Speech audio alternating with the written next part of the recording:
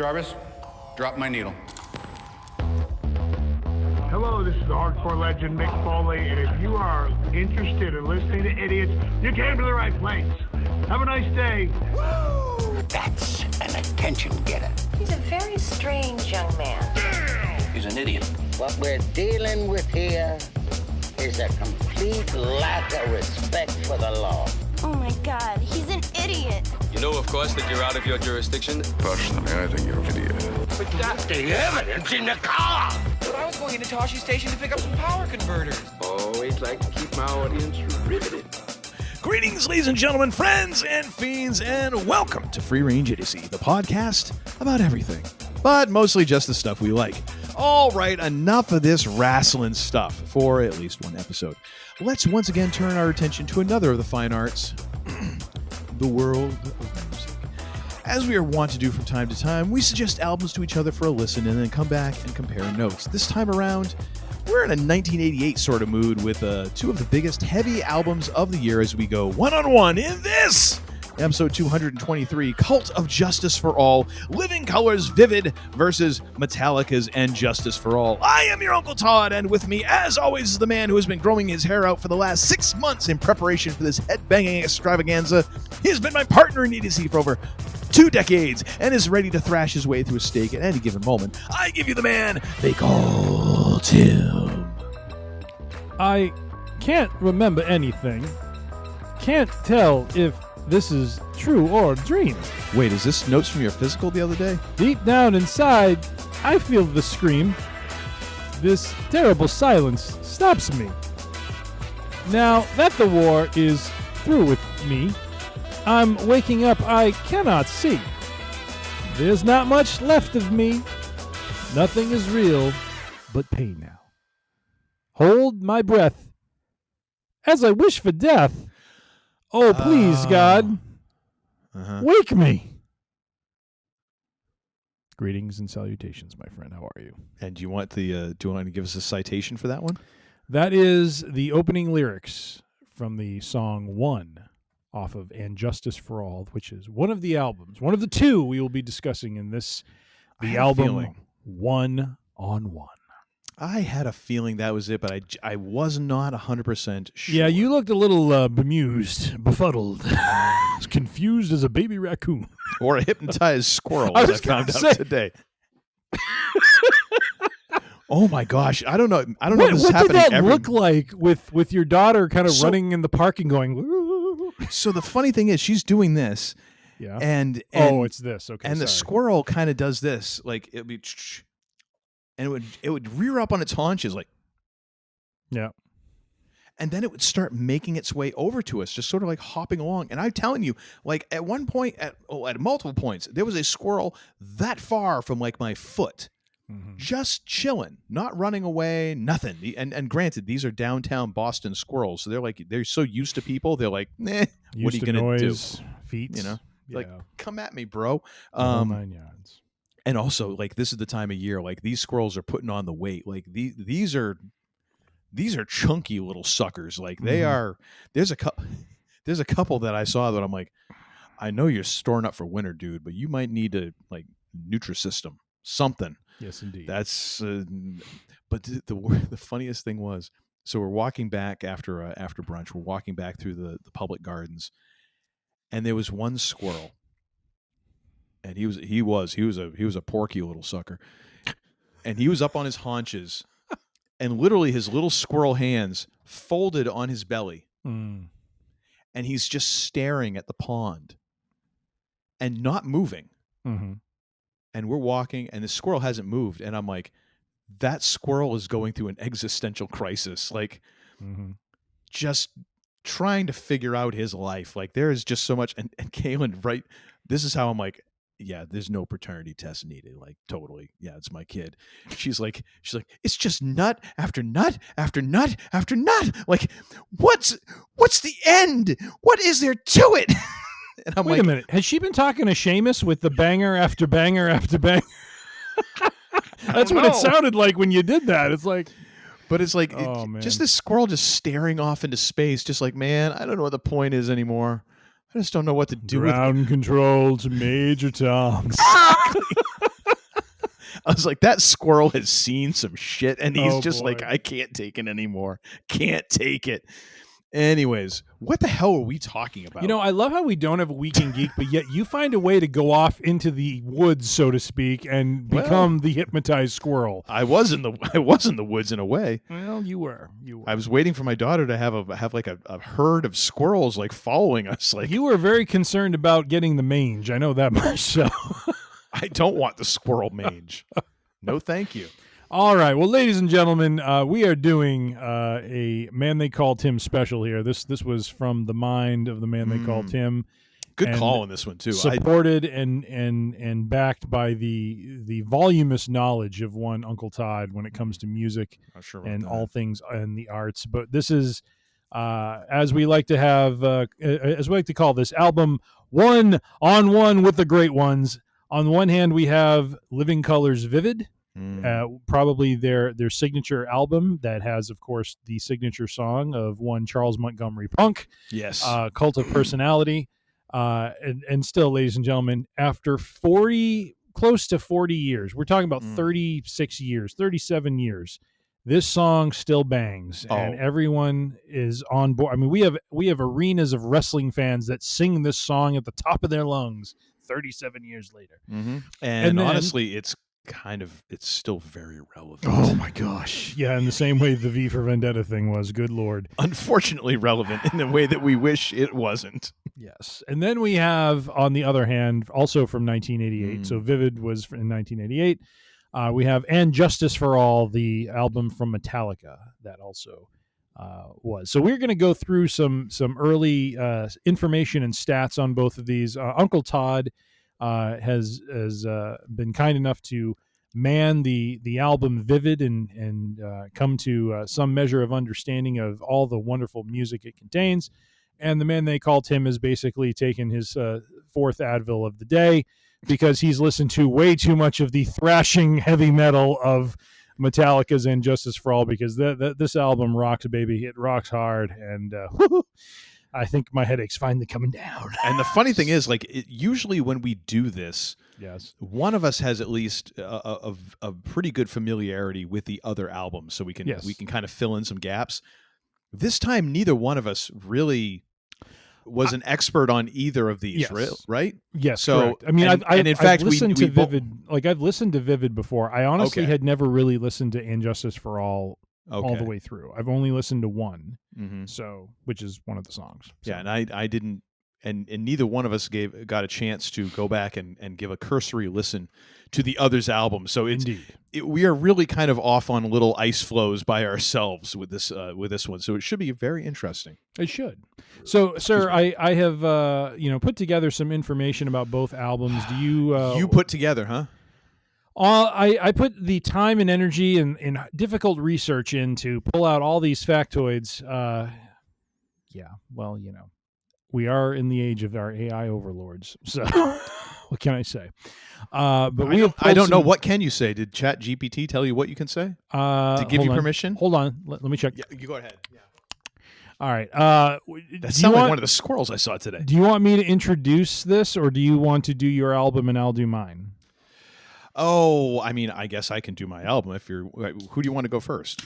Well, I have Vivid listed first, so if you would like to start with the information and factoids around your band, and then I will cover mine. Well, let me finish pouring this delicious beverage.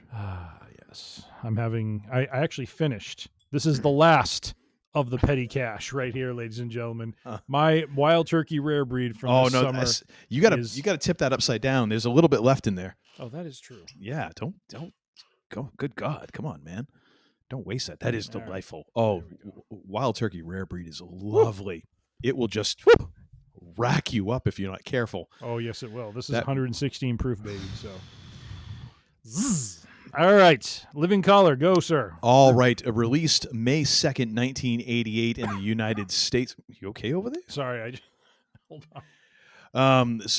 Living Color is composed of Vernon Reid on guitar, founding member Muzz Skillings on bass, Will Calhoun on drums, and Corey Glover up front on lead vocals. What I found very interesting here is that this band had existed several years before, kind of coalescing in this formation. It was originally titled Vernon Reed's Living Color.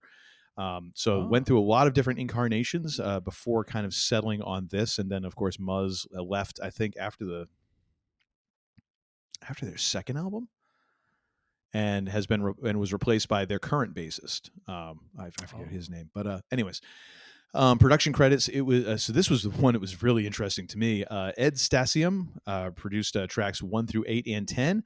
Mick Jagger produced tracks 9 and 11. Now, this was the one that I saw that, and I was like, all right, let's go to Google, and how did Mick Jagger and Living Color come together? Because these do not seem like, one of these things is not like the other. So Vernon Reed auditioned for Mick Jagger's solo project, and it was one of those situations, much like Les Claypool auditioning for Metallica, like, you're pretty good, but not right for this project. However, Mick was very enthused about Vernon as a player and his band, went to see them. He actually produced, I believe, these tracks, which 9 and 11. So let me switch those. Oh my gosh, where's the track listing? So Broken Hearts, and I think What's Your Favorite Color? And what's your favorite color, baby? And he produced those as demos for the band in his studio, and that helped them land the record deal with Epic. So to get Vivid out there, so he had a hand in that, and so for the final record, he actually produced those. Plus, I think he did backing vocals on Glamour Boys, and then played harmonica on Broken Hearts. So he's on the album too, which is kind of one of those things where I was like, this is just a very weird sort of thing. And Vernon Reed later, and of course then went on to be one of the opening acts for the Rolling Stones Steel Wheels tour, which people kind of forget. And that's one of those albums that kind of is lost to the mists of time in a weird way, because it's not a great album, but it was their comeback album. The Stones hadn't toured or recorded for a long ass time, and everyone kind of just figured, well, the Stones are done.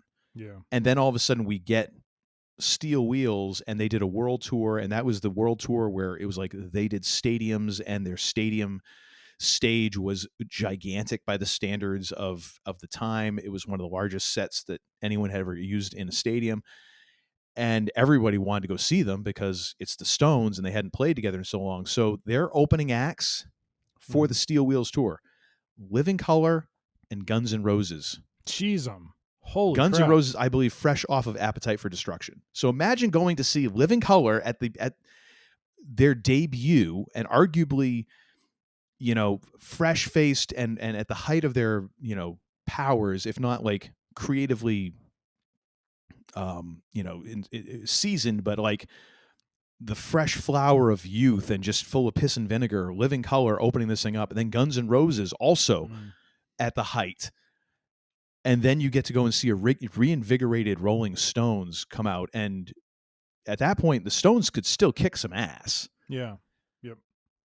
Good God, imagine seeing that show. Come on. That's crazy. So yeah, that was a hell of a thing. So let's see here. Where are some of the stats here? I don't know if I really want to go into all of this stuff. My goodness. Well, what can I just bring out one stat, because it's very, yeah, please, because these two albums have actually a lot more similarities than we realize. They both were released in '88. This one is May. When we get to Injustice for All, it is more in the fall. Okay. But both albums peaked on the U.S. Billboard 200 at number 6, both of them, which was really interesting, because it's very, like, you would think being two different albums in, I don't want to say two different genres, but Living Color definitely operates in a different space than Metallica does. And yet they both rose to the same amount of prominence. Now, when you get to the number of records sold, there's going to be a difference there. But I think it's worthy to say that both albums had some play in the Grammy space, and that there was some flowers thrown their way from in terms of record sales, with this one being certified double platinum. So Cult of Personality was definitely, and that's the other thing I want to, we'll get into this later with both albums, is the other commonality is both albums had one song that they are most remembered for. Yeah. And everything else, while it's there and has its place, is really a footnote. Cult of Personality for Vivid, One for And Justice for All. That's what both albums are known for. Yeah. Even to this day. And so it's so interesting. Like I was telling, I was talking to my mom earlier and she was asking about us recording and I told her, this concept we do and stuff. And I said, yeah, it's kind of interesting we do this. Well, she's a huge Metallica fan. She is. She loves it. She big Lars Ulrich fan. So I won't hold that against her. but no, I said to her, what's interesting when we do these episodes is you don't begin to like understand how there are some really odd similarities between some of these albums, even though they're two different bands, two different albums, two different maybe genres almost, and yet there's still these little commonalities that you find, which is kind of fun. So yeah, sorry, I didn't mean to interrupt you. Go ahead. I just no. I mean, that was really it, because I don't want to get into all of the other summarizations here that you got, but I mean, Vivid was certified double platinum in the U.S. They won a Grammy for Cult of Personality, Best Hard Rock Performance in 1990, which is kind of, it's weird how like those award dates work, where you had this album at that point was probably about close to 2 years old, and they win a Grammy for it. So fine. It's also their signature song, which is kind of the one, like I get like the one song kind of defines the album. However, for Living Color, like that is their defining song. Whereas for Metallica, you could make an argument. There's several. Oh yeah. For like old school Metallica fans, they would probably pick something, Cliff, like the real curmudgeonly ones who'd go like, if it isn't Cliff Burton, it's crap. And then it's crap. Others would say like one would be, the one, and then others be like, of course it's Enter Sandman, like the one that kind of burst them onto the scene and all of that. And so there's an argument there. There's no argument for Living Color, even though I'm sure their catalog is full of other great songs, as well this album is. But Cult of Personality is one of those songs where it's like, damn, that is a song that will stand the test of time, and it has. And it's one of the reasons why I look back and people are like, oh man, it really kind of sucks to be a one-hit wonder. I'm like, are you kidding? I take being a one-hit wonder. Like, how many people are even remembered for one song? There's so many bands and so many artists that have come and gone, and nobody remembers who they are. Yep. If you've got one song that stands 10, 20, 30 years from now, people are still singing it, playing it, learning it, like mission accomplished, dude. Like a lot of folks don't get that. So there's a lot worse things. Well, and one other commonality point between these two is, I'll let you go, but social commentary for both of them. Like both had, and not just with the primary song I just talked about, or from both, but really across all their songs. Like in particular in Vivid, we'll get into Open Letter to a Landlord, which is very, it's a great song, but if you really listen to the lyrics, I mean, it's got some really pertinent and relevant lyrics, not just for that time period, but even for now. It's just Living Color. They're not necessarily held up this way, but they really, in their writing, find a way to speak out on some very important and relevant issues that sadly have not gone away or have been fully dealt with. And so Metallica had their own items on free speech and a number of different issues. And so so just wanted to call that out, that again, both albums, again, like we didn't pick both of these with this in mind. Like we just picked them because we just felt they were so different. Well, I mean, you picked them, sir, because and one thing that we kind of had started doing with this is and I think the first couple that we did, we didn't do this, but then when I think we did the Police and ZZ Top sort of thing, I was looking for trio, but then it just so happened that two of their groundbreaking albums were released in the same year. And since then, we've kind of done this thing where we're picking albums from the same year. Yes. Which is, in a way, really kind of cool, because it does give you at least one area of common ground. Yep. Because they're both writing in that kind of time period. So it gives you one place where you can be like, okay, here's everything else. And the two bands can be wildly different. Yep. But at least it's like, okay, they're at least living on the planet at the same time. Yep. So it kind of helps that. Yeah. And so you, sir, had And Justice for All, which is a Metallica album that, and granted, I am not a huge Metallica head anyways, but it's an album that I knew one. Can I throw out one more commonality? Yes, please. MTV. Yes. MTV was huge for both of these bands. And I say that because of the fact that my first, and I know this is going to sound very weird, but, you know, my parents, you know, I appreciate what they did. And I'm not going to sit here and say we were in a very conservative household, but they certainly filtered some of the stuff that I was listening to when I was growing up. And Metallica was not something that I was really, you know, allowed to listen to when I was very young. As I got into high school, it was, you know, the shackles were kind of released, so to speak. But my first exposure to Metallica was the MTV video of One. That was the first time, like, I had heard of Metallica. Which is kind of trippy. Yes. So I had heard of Metallica. I mean, I had seen the T-shirts in school. I knew of the band. I knew they were a very popular band for that time. What was the one with all the cross tombstones? Oh, was that Kill 'Em All? I think it was Kill 'Em All. I remember there was a couple guys in my class who had that T-shirt. Yeah. And I was like, I don't even know what band. I don't even know Metallica from A Hole in the Ground. I'm like, right. That is kind of a badass shirt, you know. But One was a very, you know, theatrical, you know, as videos would tend to be. But in this case, it was this back and forth between. I think they were actually using clips from a movie called Johnny Get Your Gun or something like that, or Johnny Got His Gun or something like that. I think it's Johnny Get Your Gun. Yeah. Yeah, and they were juxtaposed because the story was about a soldier who ends up getting all of his limbs blown off and is he's still alive, but he has no connection to the outside world. He has to wear a mask over his face because I think he's disfigured. He has no arms, no legs, so he's just kind of like isolated. And so they really kind of layer that. So I'm kind of jumping into mine a little bit here, but the power of the visual medium of MTV providing that video was huge for their exposure. And the same way as for Vivid, Cult of Personality really became, you know, not just because of the song, but the video as well. I mean, they were this young band of, you know, African-American performers. I mean, like the thing I remember most watching that video is Corey Glover's head going up and down with his hair going crazy. Like, oh yeah, because he had the braids, right? He had the braids.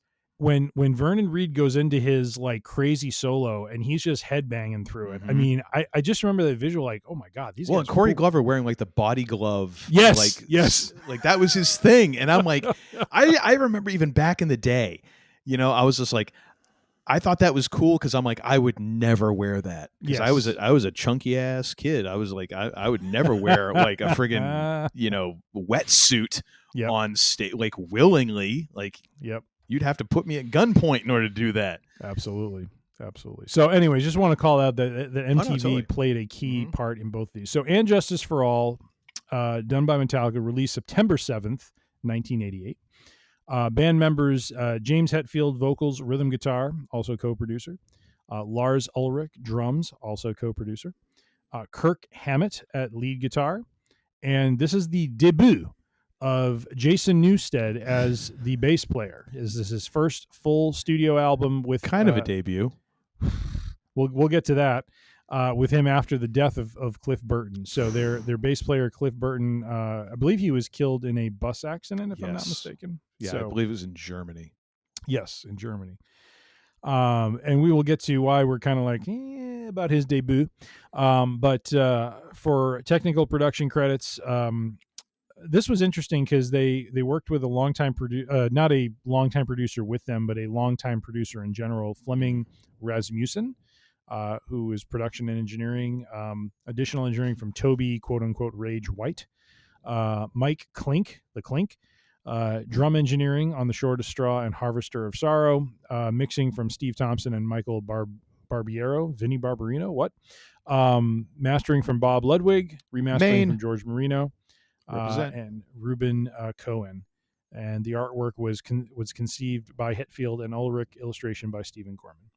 As we talked about already with their awards, this album as well peaked on the Billboard 200 at number 6, same as Vivid.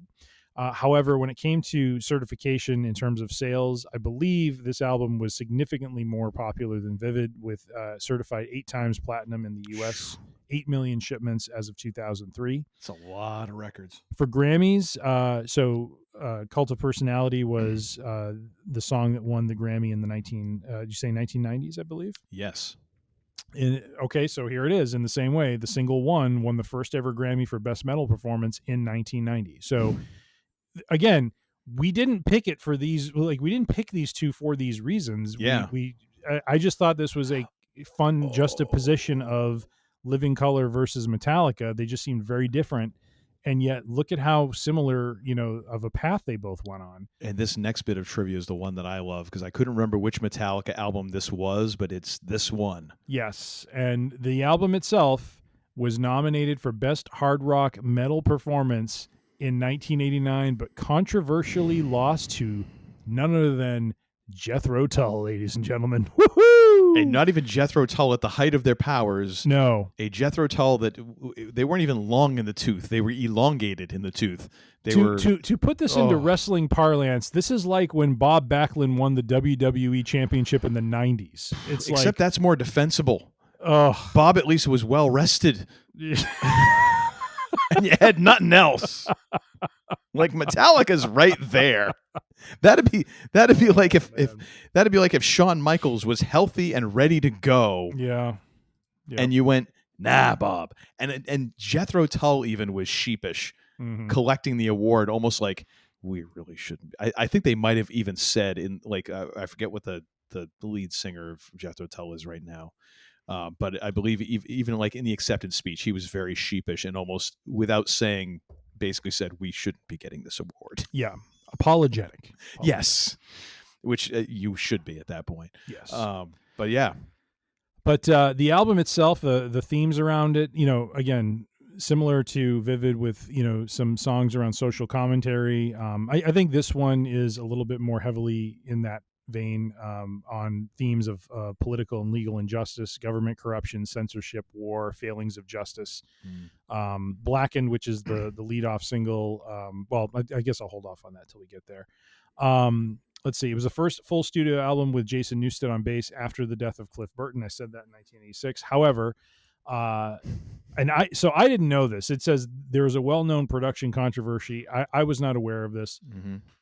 Until I started looking into this last week. But so apparently on this album, and I can 100% vouch for this, you wouldn't know there's a bass actually in this band when you listen to this album. There is absolutely no sign of the bass anywhere in the mix.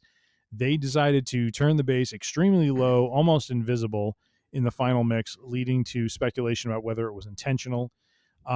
I didn't look into too many articles about this. One theory I have in my head, this is my headcanon here, is I am kind of curious if this wasn't kind of a subconscious or roundabout way of, Ulrich and Hetfield as they were kind of dealing with their, the loss of Burton. You know what I mean? I'm wondering if factoring him out, Jason Newsted, not that they were hazing him, but I just I think it's totally they were hazing him. Oh, you think it was a hazing thing? This is one of those aspects. Like I'm not a huge Metallica fan, but I've followed some of this stuff enough that I've been fascinated by the treatment of Jason Newsted, because it's almost like in a way like he was a fan of Metallica before, and getting the call to be a replacement for Cliff was kind of almost like a dream come true, but in the worst possible way. Yeah. And just the way they kind of dogged him for years, because they never dealt with the death of Cliff Burton, and kind of had to just gloss over it and drank themselves through it. They just took it all out on Jason, and even up until the point where he wanted to do like a side project, and they were like, "No, you can't." And he's like, "Dude, this side project is never going to overshadow Metallica. Like it's a nothing side project. I just kind of want to do this," and they wouldn't let him. And that's ultimately why he quit Metallica. Okay. And it's like, I think that even, I don't know that Lars has said it, because, I mean, Lars is anyways, I have my own thoughts on Lars. Yeah. I'm pretty sure that Hetfield has even said at the same later on now as he's kind of gotten more sober and has straightened out his life and done a lot of therapy. Basically, like, yeah, they totally mistreated Newstead. So it would not surprise me that they were just like, yeah, all of your contributions gone. Yeah. Interesting. Because they were just pricks at that point, and they were pricks who were really hurting and didn't know how to deal with it, and were in a world like where you don't sit there and talk about your feelings. Yeah. You drink your feelings away. Yep. You know. The songs on the album are lengthy, ambitious, and more progressive than prior Metallica albums, but the mix and the length were noted as making live performance difficult. So I don't know that they perform a lot of the songs on this album live. Maybe one, I think they do. What else? From critics, mostly a lot of praise, although it was called out, especially that in the mix there was a lack of bass. And so that is And Justice for All. Just looking at a quick comparison of both albums, we talked about 1988, number 6 on the Billboard 200. Let's see, Living Colors Vivid was their debut studio album, whereas And Justice for All was Metallica's 4th studio album. Both had social political commentary, like we talked about. Here's what's interesting. Production, technical contrast. Vivid embraced a clean, genre-blended approach with mainstream success, while Justice embraced maximal complexity and heavier sound, but also has the infamous low bass mix controversy. Let's see. Yeah. So I think with that, let's jump into what we thought of the albums. Anything else you want to go over on kind of the, background context of these albums? Not really. No. Okay. I think that everything will kind of come out as we're chatting through them. So Vivid was 11 songs, and the album clocks in at 47 minutes 5 seconds. A tidy 47 minutes, yes. Indeed. And on the other hand, And Justice for All was 9 songs, so 2 less, and yet at a bulky 65 minutes. let me tell you, there isn't a song that's less than 5, I think, on this album. So, and that's rough when you think, granted, we're on the way out of, really thinking in terms of vinyl. But there's a certain point. I don't know what the constraints for vinyl kind of have to do with like how much, how many grooves you can fit and all that stuff. Yeah. But this was still very much like a vinyl world. Like I have albums from this era and into the mid 90s when they were, this was not re-release. It was like they were released still on vinyl. So it's kind of amazing to me, like 65 minutes, and trying to divvy up these 9 songs onto 2 sides that's a hefty task, And they're long. I need to pull up. I wonder where the side break was. I almost think it had to be after 1, or maybe it was the shortest straw. It could have been. So, yeah, gosh. This is the thing that bugs me about Wikipedia. Sometimes they will give you that original like track listing, and sometimes they don't, which is annoying because what's the normal runtime on an album side? Vinyl? On vinyl. I don't know, because I think it can vary depending on how close you put the grooves, and that affects the sound quality. Because if you go all the way to 1, which is the 4th song in, that's about 30 minutes of playtime. I would guess that would be about it. So yeah, probably 1 was the. So hang on a second, Metallica. But then if you take the rest of the songs, they're over 30 minutes. So probably. Let's see here. Probably 1. I don't know. I'm just looking at Spotify and looking at the runtimes here, but okay. So I'm looking at, oh my gosh, pop-ups, you suck. The original LP press. Oh, wait a minute. Is this the original or is this the reissue? The track list that I'm seeing, this is for a double album, which doesn't sound right. But no, it can't be, because this is extended, because it's like side A is Blackened and Justice for All, side B is Eye of the Beholder and 1, then you get onto side C, side D. All right, where was the original track listing? Let's see here. Was this a double LP? No. Couldn't have been. No. Okay, vintage 1988. Here we go. Good old, holy crap. You want this sucker vintage, like original pressing, $175 on Etsy, and it can be yours. Let's see. Can we get a shot of the back of this so I can see that this was a double album? Oh, was it? Yeah. Huh. Wow. That's kind of crazy. I would not have guessed that. Yeah, I wouldn't have either. Yeah, 4 sides. Blackened and Justice for All are side 1. Eye of the Beholder and One are side 2. Shortest Straw, Harvester of Sorrow, Harvester of Sorrow. The Frayed Ends of Sanity are side 3.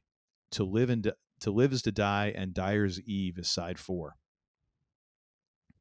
Wow. So that tells me that there's only about 16 minutes of playtime on any one side, which makes sense if you think about like how big the sound is and everything. Because like I said, like I believe when you get the grooves closer, it starts affecting sound quality. So stretching it out, like in order to get like a good range doesn't of make sound. sense for the second LP side 3 because that goes over 16 minutes. That's like it's close to 20. Well, hang on a second. What's the limit on? By the way, Master of Puppets was the album cover with all the crosses on it.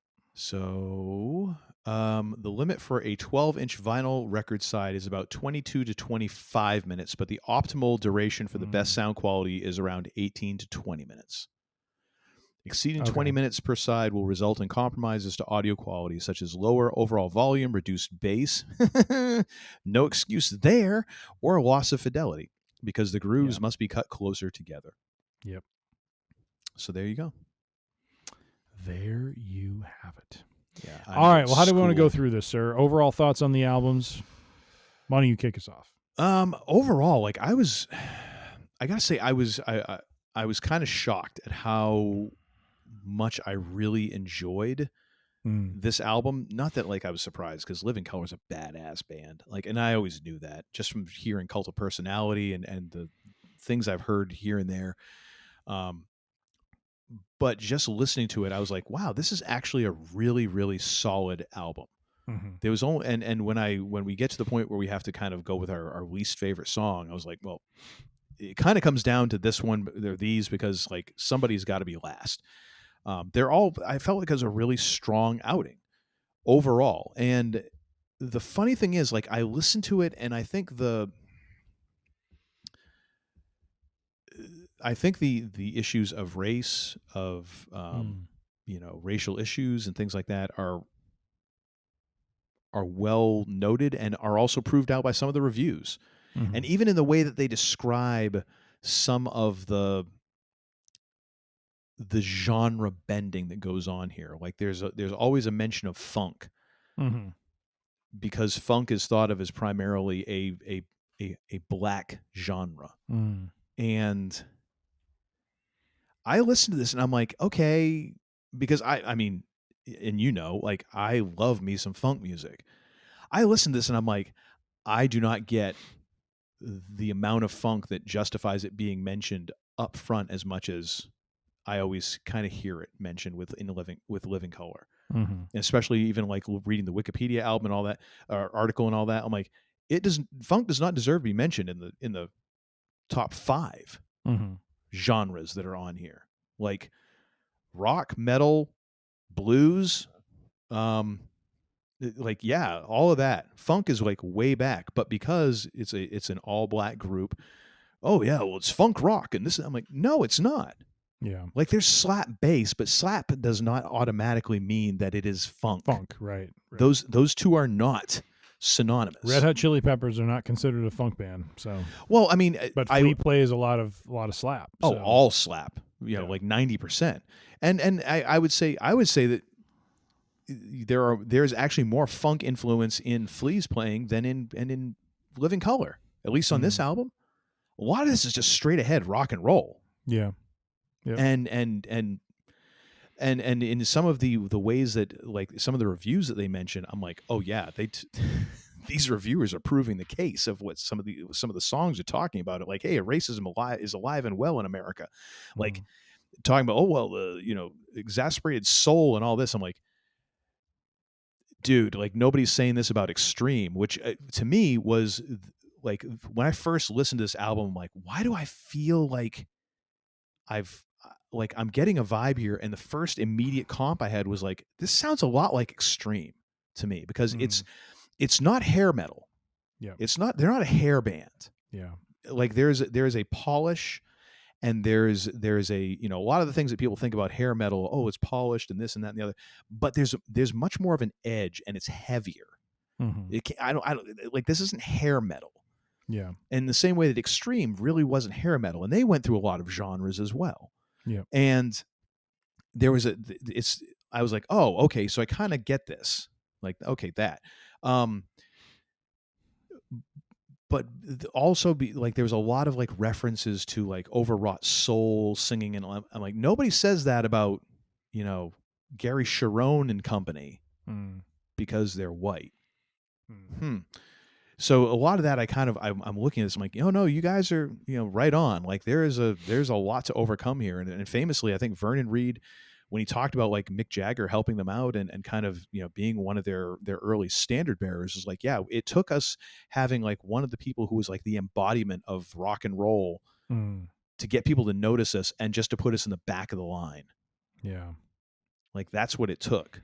Like Mick Jagger going like, hey, these guys are really good. Yeah. And like, all right, well, I guess we'll give them a try. And in the meantime, like, it's a kick-ass band, dude. Yeah. Like there ain't a schlub in that band. So anyways, overall, just a monster of an album. And I think, unfortunately, it's one of those deals where for a lot of debut albums, you wind up with this thing where it's like, it's all the best stuff that you've had your entire life to write. And then you have to follow that up, like in a year or two.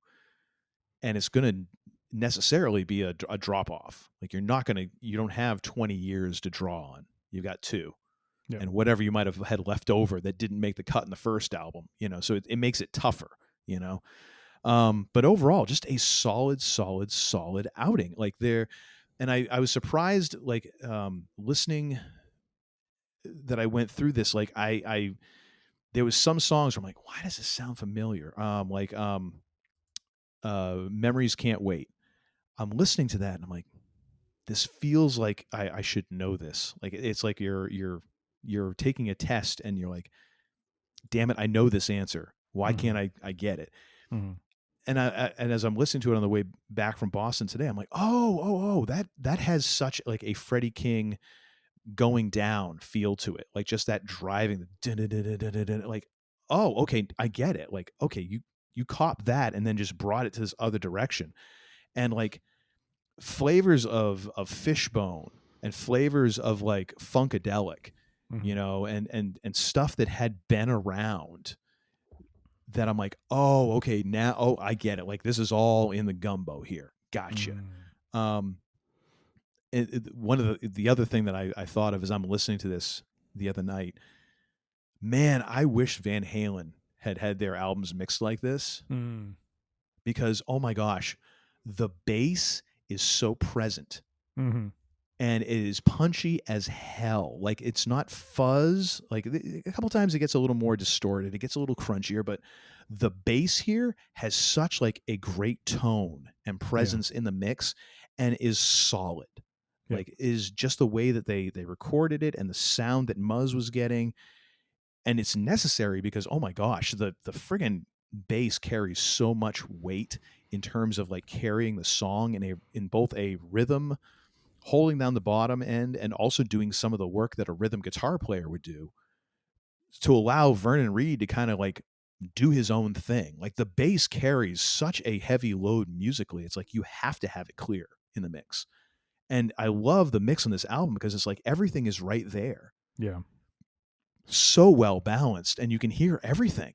I'm like what is the rocket science? Like how come more albums aren't made like this? Like how come we couldn't have gotten like a better mix of, For Unlawful Carnal Knowledge, where you can actually hear Michael Anthony and everything is there.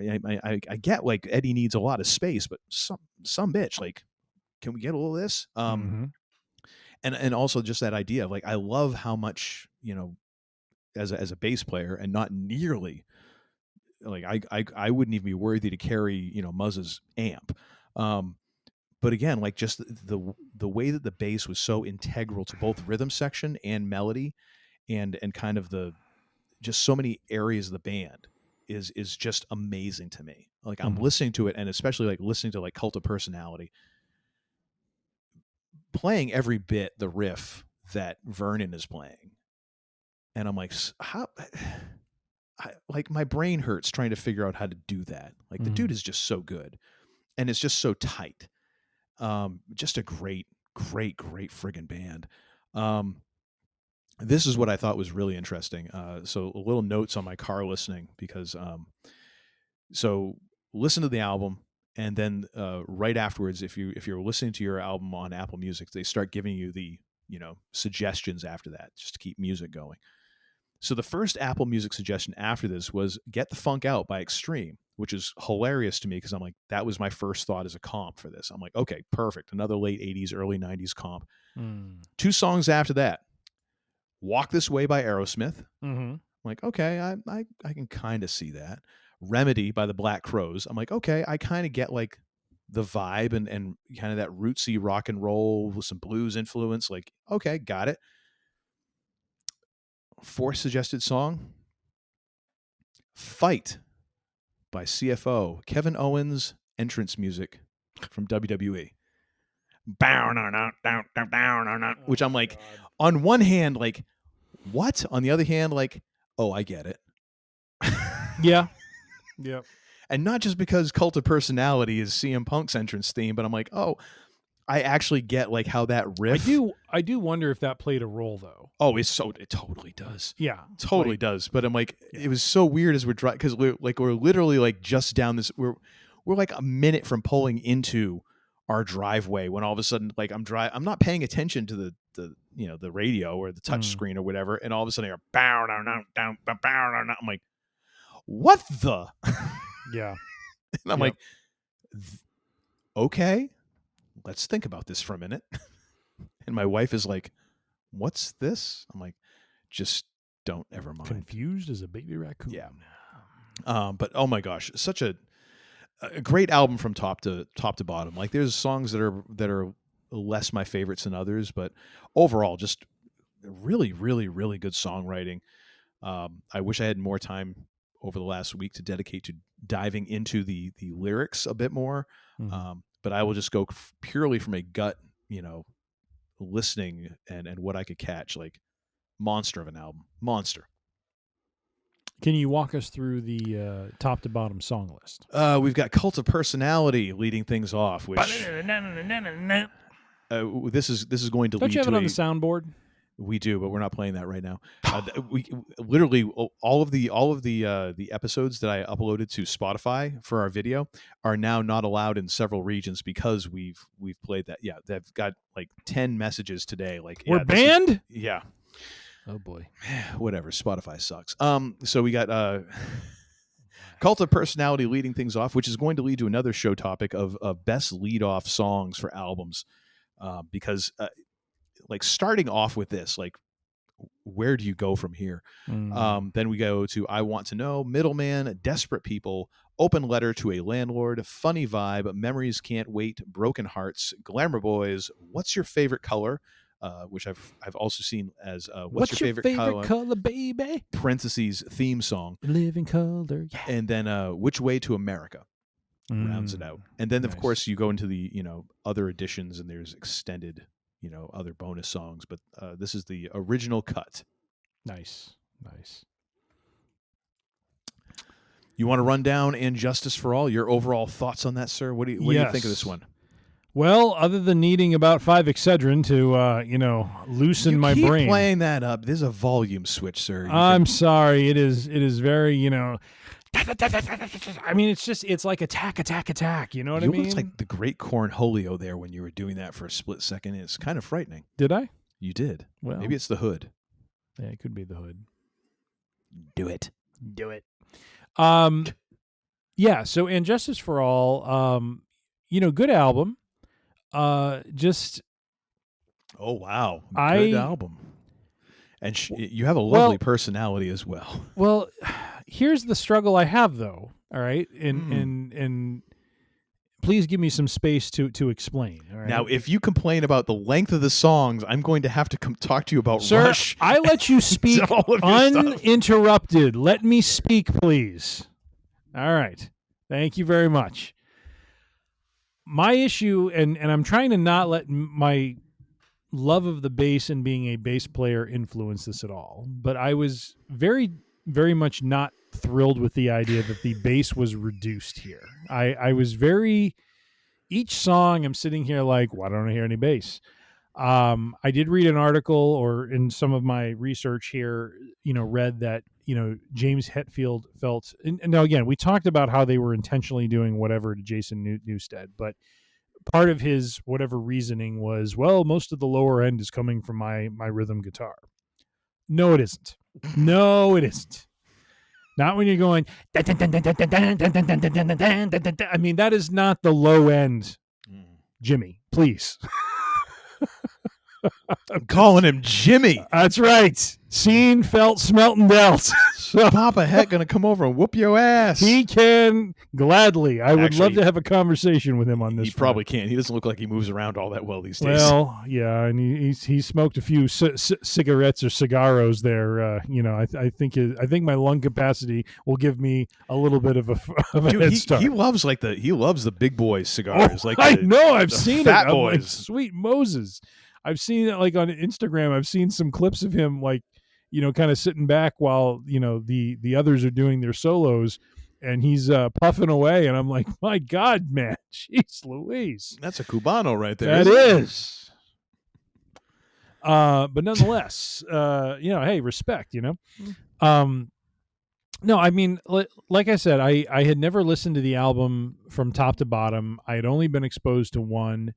Quite honestly, I'd never heard Injustice for All. Really, my love of Metallica really came from the Black Album, which was the album that came after this. That's the one that I really sunk time into listening to.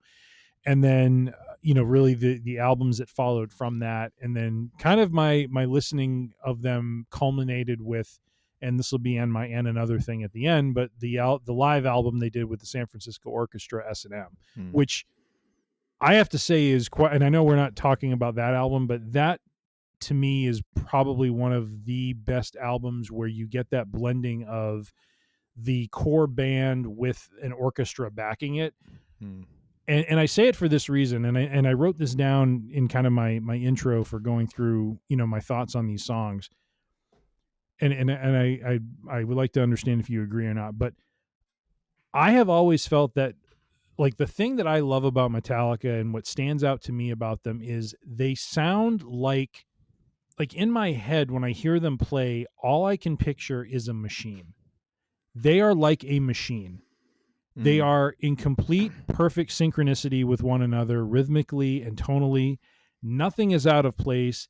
Everything is in its lane, and everything is complementing everything else. They are just like a machine. When you listen to one with the drums and the guitars and the I mean, there is, no one's off on the corners of that at all. Everything is right on the nose, on time, tight as hell. And that is how they run. And I have a lot of respect for that, because that's hard to do, especially when you're four members trying to stay in sync like that. This album really kind of, for me, like not that it was a new revelation, but it just kind of supported that revelation that I already, or that thought I had always had about them. I feel like S&M really shows that even more in a live setting, about how in sync and together this band is, how tight they are, because of the fact that they play, a lot of these songs in a slightly different format, slightly different arrangement with an orchestra behind them, but they still end up sounding like a perfectly tuned machine together. And so in this album, we start off with Blackened, very, very, like a lot of, I mean, Metallica is known for fast chord progression, sharp beats and intonation on the guitars, lots of ba ba ba ba ba ba ba, like a lot of sharp playing. But then they do this thing that I couldn't think of how to word it other than, like when they're doing that, like I know I'm talking like one here a little bit, but there's a lot of that style of play, and then it's almost like they kind of like a plane kind of climbing, they level off, and then they get the bang, like you have kind of a guitar that kind of sets the tone, and then they have kind of a rhythm they play that's not as sharp and not as aggressive. And I kind of was calling that like, they level out the guitars into this plane that is then when the verses start being sung, like it creates the space for singing to happen, for something else to happen. And so a lot of the songs possess that. Hetfield, I'm amazed he has a voice in a way at this stage in his life, because he just seems like he's yelling a lot. Like, it's not like yelling like he's not singing, but it's just, it feels like it, or it sounds like it does a lot of damage, or there's a lot of stress on his vocal cords. Just listening to it, probably not the case, but just, just brings a lot of aggressiveness to his singing.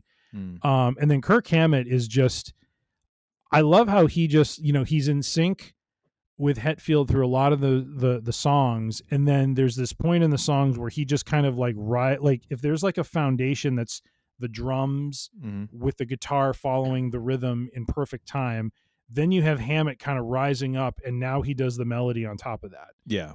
Like he just has this way of just kind of pulling up from that, and just here's the foundation rhythmically, and here's Hammett doing his thing and sounding complete. I mean, everything sounds like it's on the nose. That's the only time when someone's kind of out of their lane, because it's not in that strict, very, rhythmic kind of setting that they're in. Could I ask one question? Yes, sir. Do you feel, because, do you feel that Metallica would best be summed up as the whole is more than the sum of the parts? Yes. And maybe to go along with the machine analogy, I would say, think of an engine, right? A car engine only runs because all of the parts run in perfect synchronicity with all the other ones. Yeah. That is them. Because I think, and the thing is, like, a lot of folks could say, well, yeah, duh, that's most bands, and I would agree. I think that. Well, can I wait? But I want to argue that for a second. No, go ahead and interrupt my interruption. That is most bands, except for the fact that when you think of other bands, like, I would not call Van Halen an engine. I would not call Living Colour an engine. I feel like a lot of bands, not that they are like a jazz band, but I mean, of course, everyone has to stay in time and stay within the rhythmic composition of the song. But I feel like more often than not, bands like Aerosmith and stuff, like, you have all the players playing their role, but they're kind of doing in some way their own thing a little bit, like they're not like this is where I feel like Metallica sets themselves apart, because not that I don't mean to say everyone's doing the exact same thing all the time, but there is a rigidity to what they do that makes them sound like this well-oiled machine, like this engine, like you don't get that heavy metal thrash, kind of sound unless everyone's together. I think the synchronicity is part of it, but here, my theory, and you can tell me if you think I'm full of crap or not, which, I mean, there's a 90% chance that I am. But for me, the magic of Metallica is that 3 out of 4 of the members I would not want to hear in other bands. Like Lars, most people, I think even most Metallica fans would say Lars is not a great drummer. Why is that? I think because he kind of does the same thing a lot. Like, and there's very much a Lars style, and hey, sure, it works. Like, again, he has sold so many more albums than I ever have, and I can't play drums, so whatever. What I'm saying though is, like, I would not pay to go see or to buy a Lars Ulrich solo project with him and some other cats. I would not buy or pay to see a Kirk Hammett solo project with him and some other cats. Sure. I would not pay to go see, at this point, Jason Newsted. I could be talked into Robert Trujillo just because he's an odd cat. I might just go to watch him crab walk across the stage. But as far as like when we're talking about like this era of Metallica, Yeah. Jason Newsted, he's a solid bass player, but not someone that at that point I'd be like, oh no, he is like elite. Fair. As far as Hetfield, I would say as far as a rhythm guitar player, one of the best around. Like because like being able to play what he like be able like I've watched him like that kind of downstroking guitar like insanely fast. Yep. And rock solid. He's the one cat I would say like, and I'm just going to take the vocals out of it. Like that is a guy who I'm like, okay, you make him like the second guitar player in Motorhead, and like now you have created an absolute monster of a band. Like that could be phenomenal. Mm-hmm. But together, it works. And I don't know that another combination like those guys in other bands work. But together, it becomes so much more the sum of the parts because because that it's almost like to me like that rigidity is what gives them the structure to function, because I don't know that they function any other way. You know, it's almost like when Johnny Cash had said, you know, the reason why, you know, we'd play faster if we could, we just can't.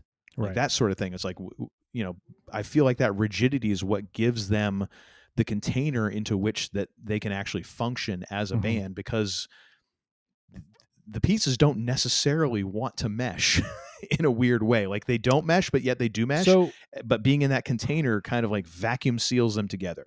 So I would agree that that's my thought. Yeah, to plug them into other bands would probably lead to them not sounding or working the way that they work together. I agree with that. What I disagree with is that, and I'd love to understand the argument behind this, for someone to say that Lars Ulrich is not a great drummer. When I first watched One, and I know it's a video and it's not a representation of reality, that a live show would be more, you know, telling of this.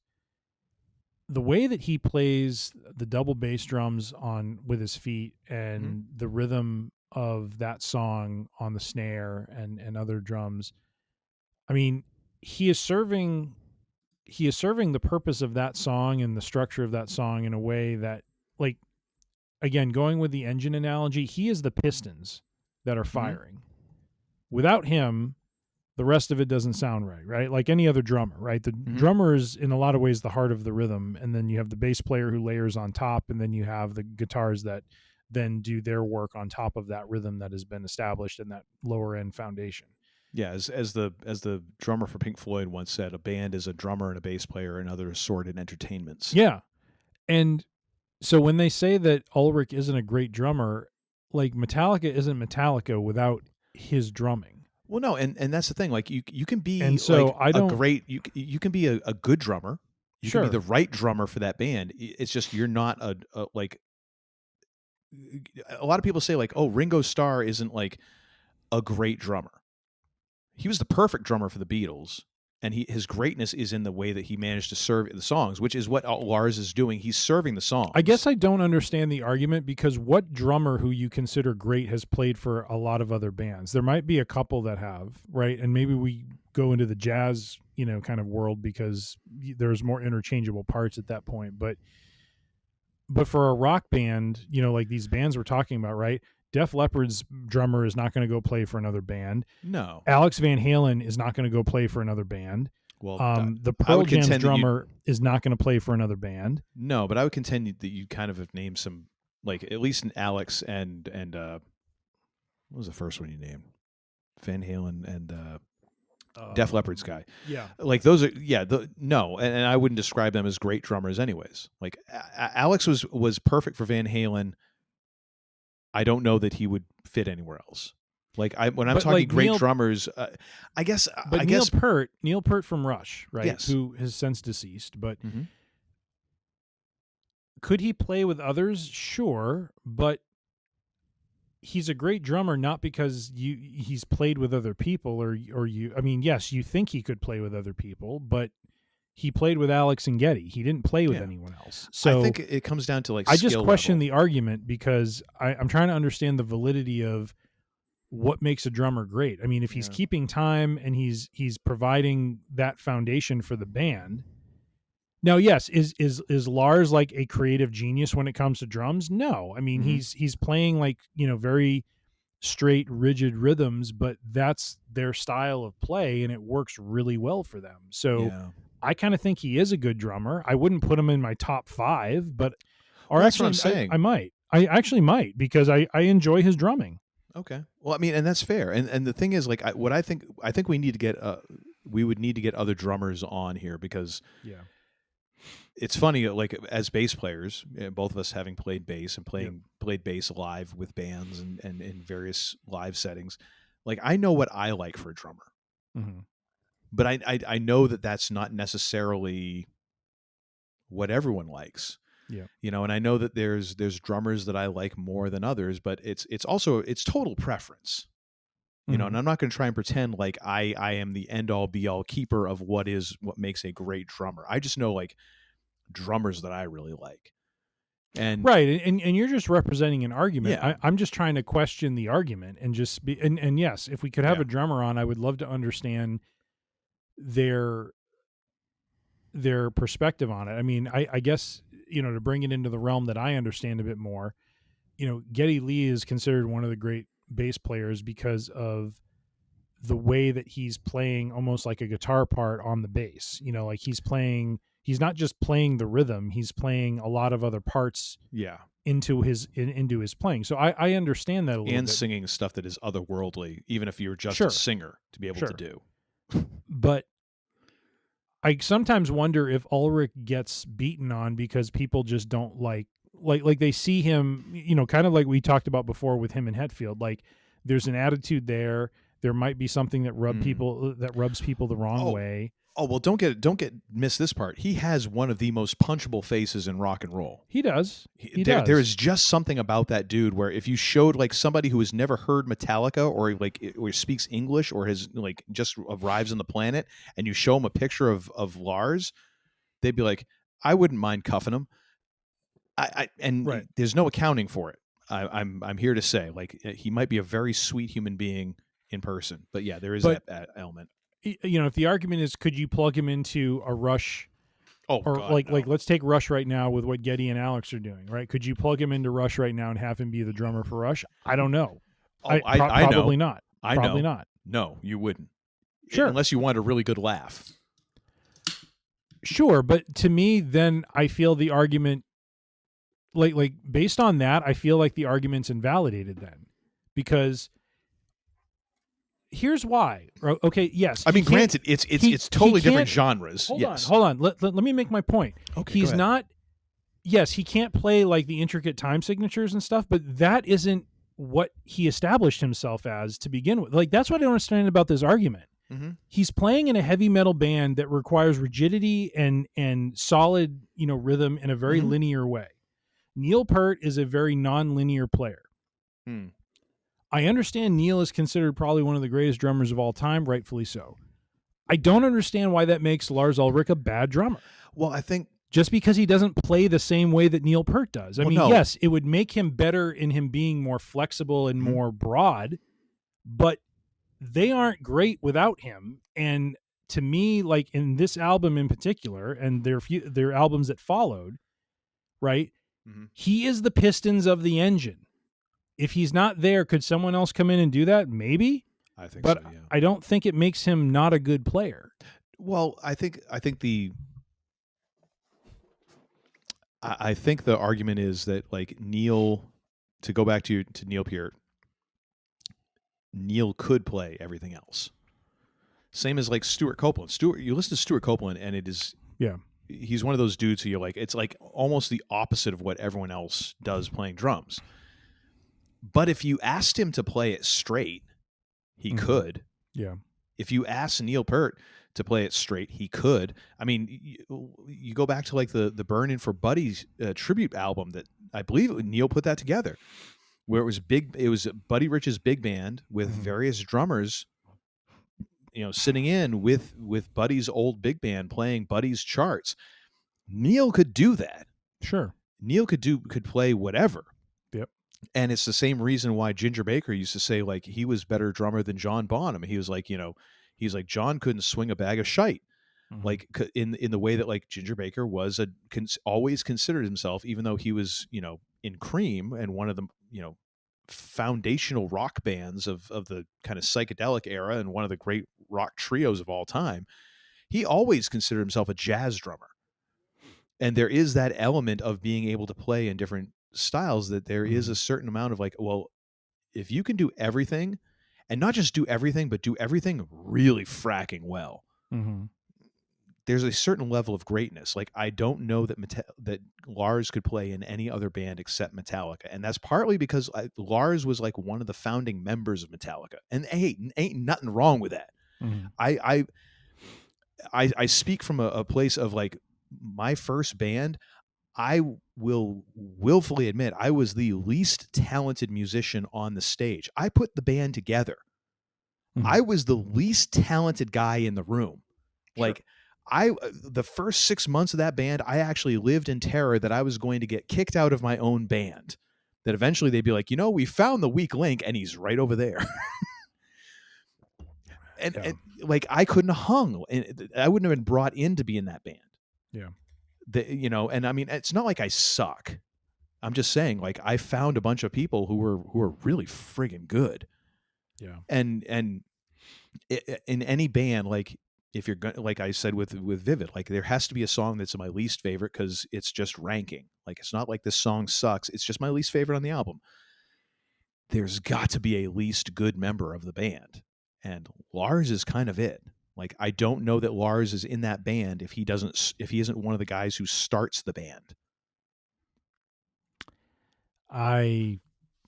You're free to I take issue with it. I disagree with it, but we got to move on. Otherwise, you're going to be arguing all night. So. Yes. And can we take a timeout so I can go relieve my bladder? You need to go tinkle? Yeah. I do.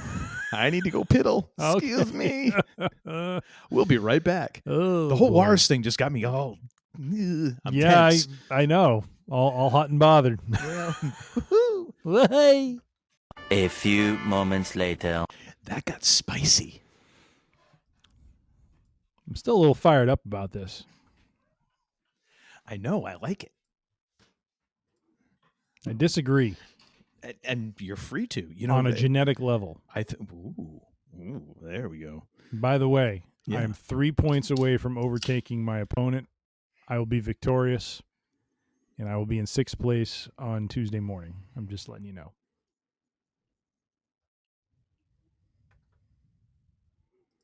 I'm just concentrating really hard on pouring my beer. I think you need to concentrate on bringing back the Red 5, my friend. That's what you need. I think you need to shut up your whore mouth right now. I need to understand, why does this bother you so much? The Red 5. It's just because you're cheating.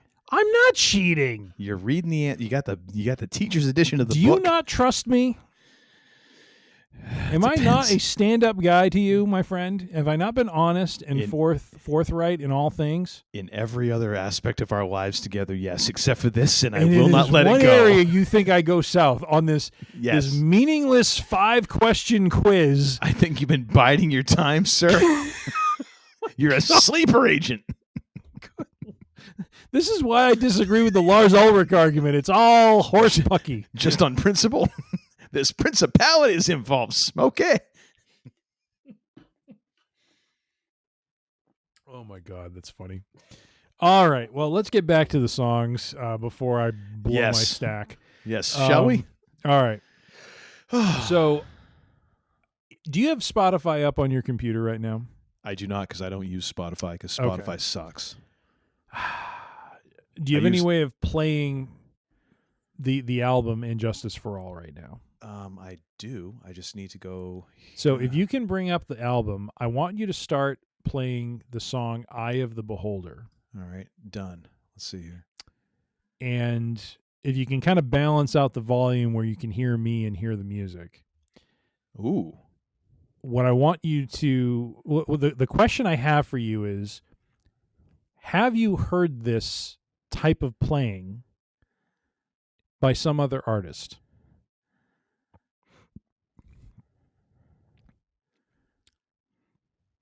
Ladies and gentlemen, Uncle Todd is headbanging.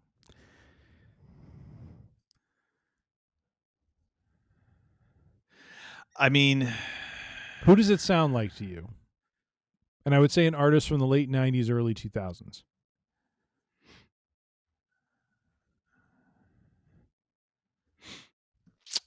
I'm blanking on it. There, honestly, like became a filmmaker.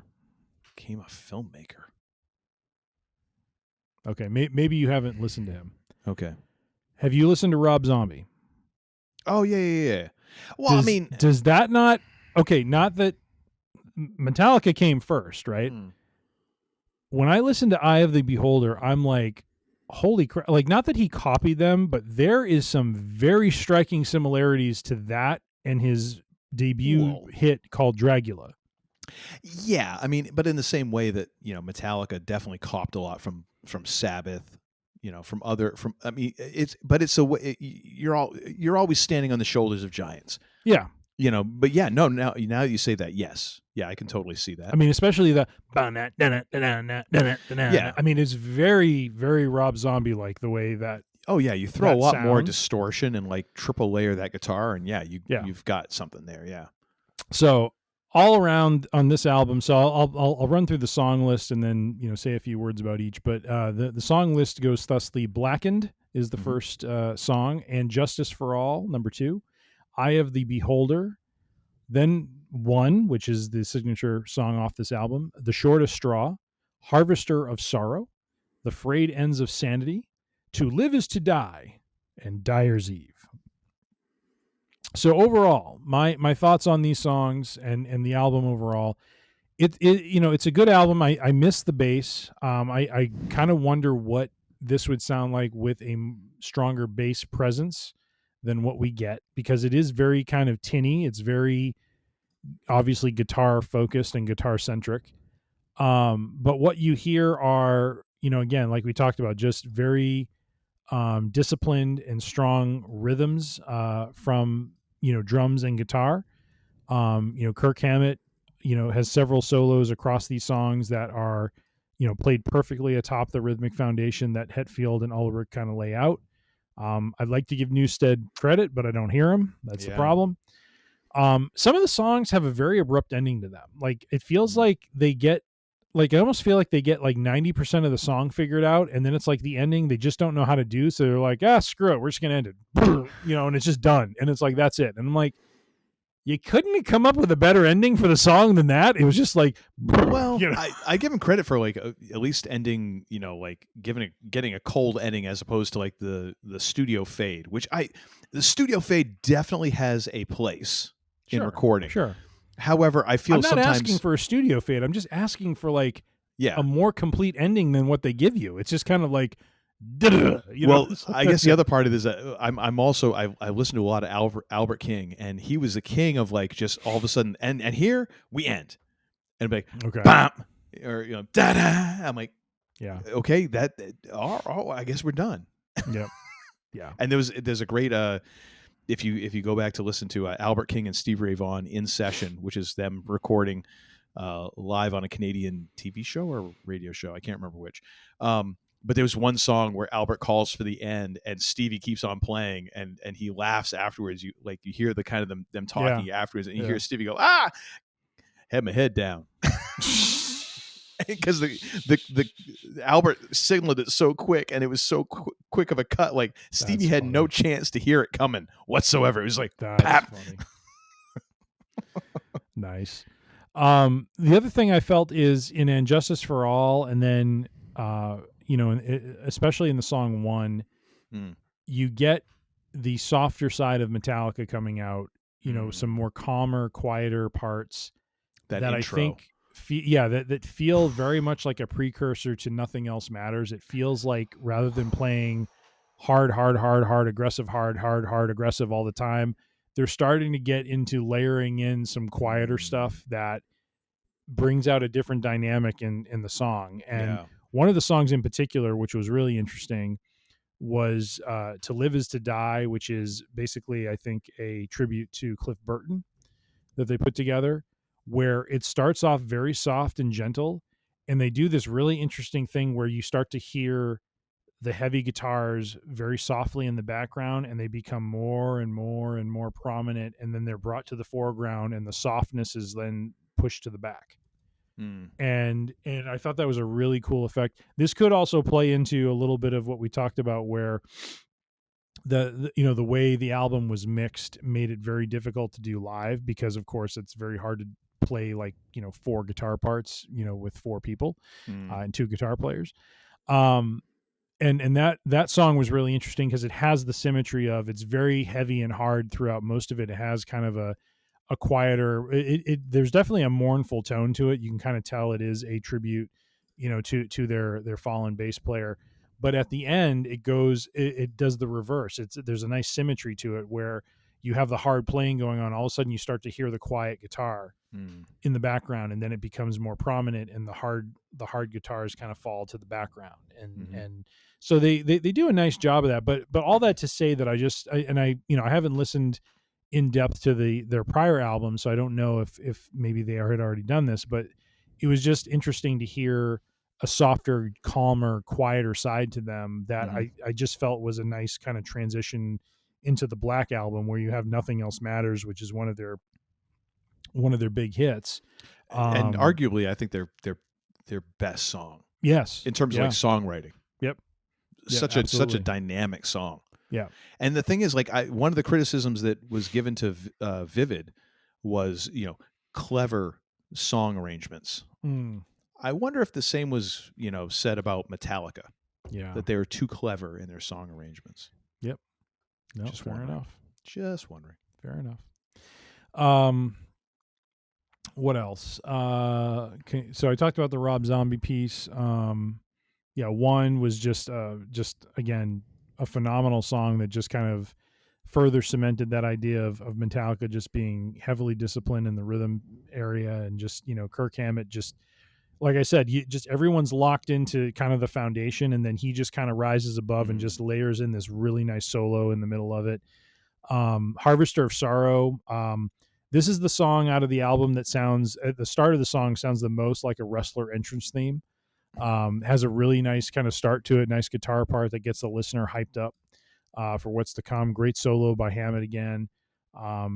This is a song where yes. Do you hear it? Yeah. Oh, yeah. This could have been an RVD intro. Right oh here. Yeah, 100%. Hetfield, sounds like he's screaming at certain points as he's singing. Again, one of those things where I'm just like, I don't know how he has a voice. Start the song "The Frayed Ends of Sanity," because this one's great. This has a familiar, let it play for a little bit, because there's a phrasing that comes up that you're probably familiar with, and it's kind of funny they layered that in there. So I'm watching Uncle Todd's reaction for you. Got it. Oh, yeah. Good stuff. This song kind of really highlights the bursty nature of their lyrics, and I say it that way because there's a lot of like instrumental, and then it kind of goes into da, da, da, da, da, da, da, da, da, da. I mean, it's like the vocals are very, very bursty, and then it goes back into the instrumental again, and that's just how they are. They're just part of heavy metal, part of being like a bit of a thrash metal band sort of thing, where stuff is very, very kind of bursty and firing very quickly. So just overall, the album, I liked it. I would have preferred. It's very difficult for me to give an album like this a very high mark, because I feel like leaving the bass out really, really took a lot away from it. I think that speaks volumes to the fact that one is primarily the only song that I think a lot of fans would know from it. I mean, there's most likely a lot of very devoted fans that know, the playlist of this album through and through, but for the not for the fans that are less familiar with Metallica but are aware of them, one is probably the song that they would be most familiar with. And I'm just curious if it had a more well-rounded sound to it with the bass, if it would have popped a little bit differently for the listeners. So that really is kind of my summary of the album. A lot of themes. Just real quick, just want to go through that. With Blackened, very apocalyptic in its theme. I think it talks a lot about like nuclear destruction, environmental apocalypse, injustice for all, government legal corruption, idea that justice is only for some, not all. Eye of the beholder, freedom of speech, civil rights, the idea that what is acceptable is subjective. One is, again, this anti-war personal horror of a soldier incapacitated, loss of identity and autonomy. Shortest straw, political persecution, scapegoating, discrimination, being unfairly blamed. Harvester of sorrow. This one was interesting. Inner turmoil, trauma, generational consequences passed down, which I thought was interesting.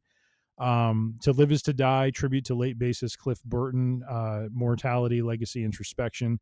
Dyer's Eve, a fiery rant directed at parents and the older generation for the world they passed down. It's one of the fastest songs in their catalog at the time, very intense and very concise. And it's true. It's very, I mean, if you listen to some of the earlier songs on the album and you're like, man, they're going fast. Like this one is like, they're going double time. I mean, it is super fast and just very intense. And then the frayed ends of sanity, really about the mental breakdown, stress, fragmentation of self, battling one's mind under pressure. And of course has that, so all around, it's an album that's got a social conscience to it, social commentary to it, and really kind of highlights the, metal nature of the band. But as we have debated intensely, there you go. Really feel like it's a showcase for the band, and especially for their drummer Lars Ulrich. Oh, you got ahead and work that one. Did you get a chance to listen to the And Jason for All link that I sent you? I did not. I barely made it for the show just listening to the album, so sorry about that. Totally merited. I'm going to post that in the show notes. So there is an actual, I don't know if there's one or several remixes of And Justice for All, bringing the bass back into prominence. I'm not sure how they did this, if anyone re-recorded bass or whatever, I don't know. But it's on YouTube. I'm linking one of them. And apparently there was a video, there's an interview where Jason Newsted addressed this, where he was like, people have brought him this thing, and he's just like, no, that is the document, like that is the final album. And I give the dude credit, because it had to have been just such a mind job, again, like being a fan of the band, being in the band, going through all of the crap of still being like the lowest man on the totem pole and just being the whipping boy through all of that, and to be able to still come around and talk about that stuff with a degree of sanity, magnanimity, however you want to phrase it, just being able to not be an a-hole about it is kind of remarkable to me. So he basically is like, he's fine in a way, I guess, has made peace with the fact that like, this is the final document, like this is what it is. And, it's not representative of all of his time in the band, which I could see because he got to play all those songs live or a certain number of them. And it's like, he knows he did it, and whatever, he did his time. And I think the one thing that kind of that stands out for me in even just kind of the vague listening I've done through this album is Metallica really is kind of a live band. Like the experience really is in the power of them live, because this is not like Jason Newsted being excluded from the mix on Injustice for All is not the only sonic sin, and I'll put in air quotes, that Metallica is known for. The snare drum sound on Saint Anger is another one that is a fan favorite whipping boy, where it sounds like it's like a friggin' upturned metal, like aluminum sink instead of a snare drum. It is like, there's just some very odd choices that they have made over the years. Yeah. But as a band that, like, if you told me they're playing like a if you told me that they were not necessarily an arena, but if you told me they were playing a decent sized like theater and I could go see them there and just catch like the full force standard sound system, just like stripped down, I'm there in a heartbeat. And I'm not a huge Metallica fan, but I will go to that because I want to see this band live because I think that's where their power is just a live a force of nature live. Because I've seen live videos of them where I'm like, holy hell. Yeah. Like, damn. I don't know that how much of that comes across on live on their albums. But anyways, that's just my opinion. Yeah. Sorry, I didn't mean to interrupt you again. Oh, it's just the way it is. I know, and I'm trying. I'm a second-class citizen on the show. Oh.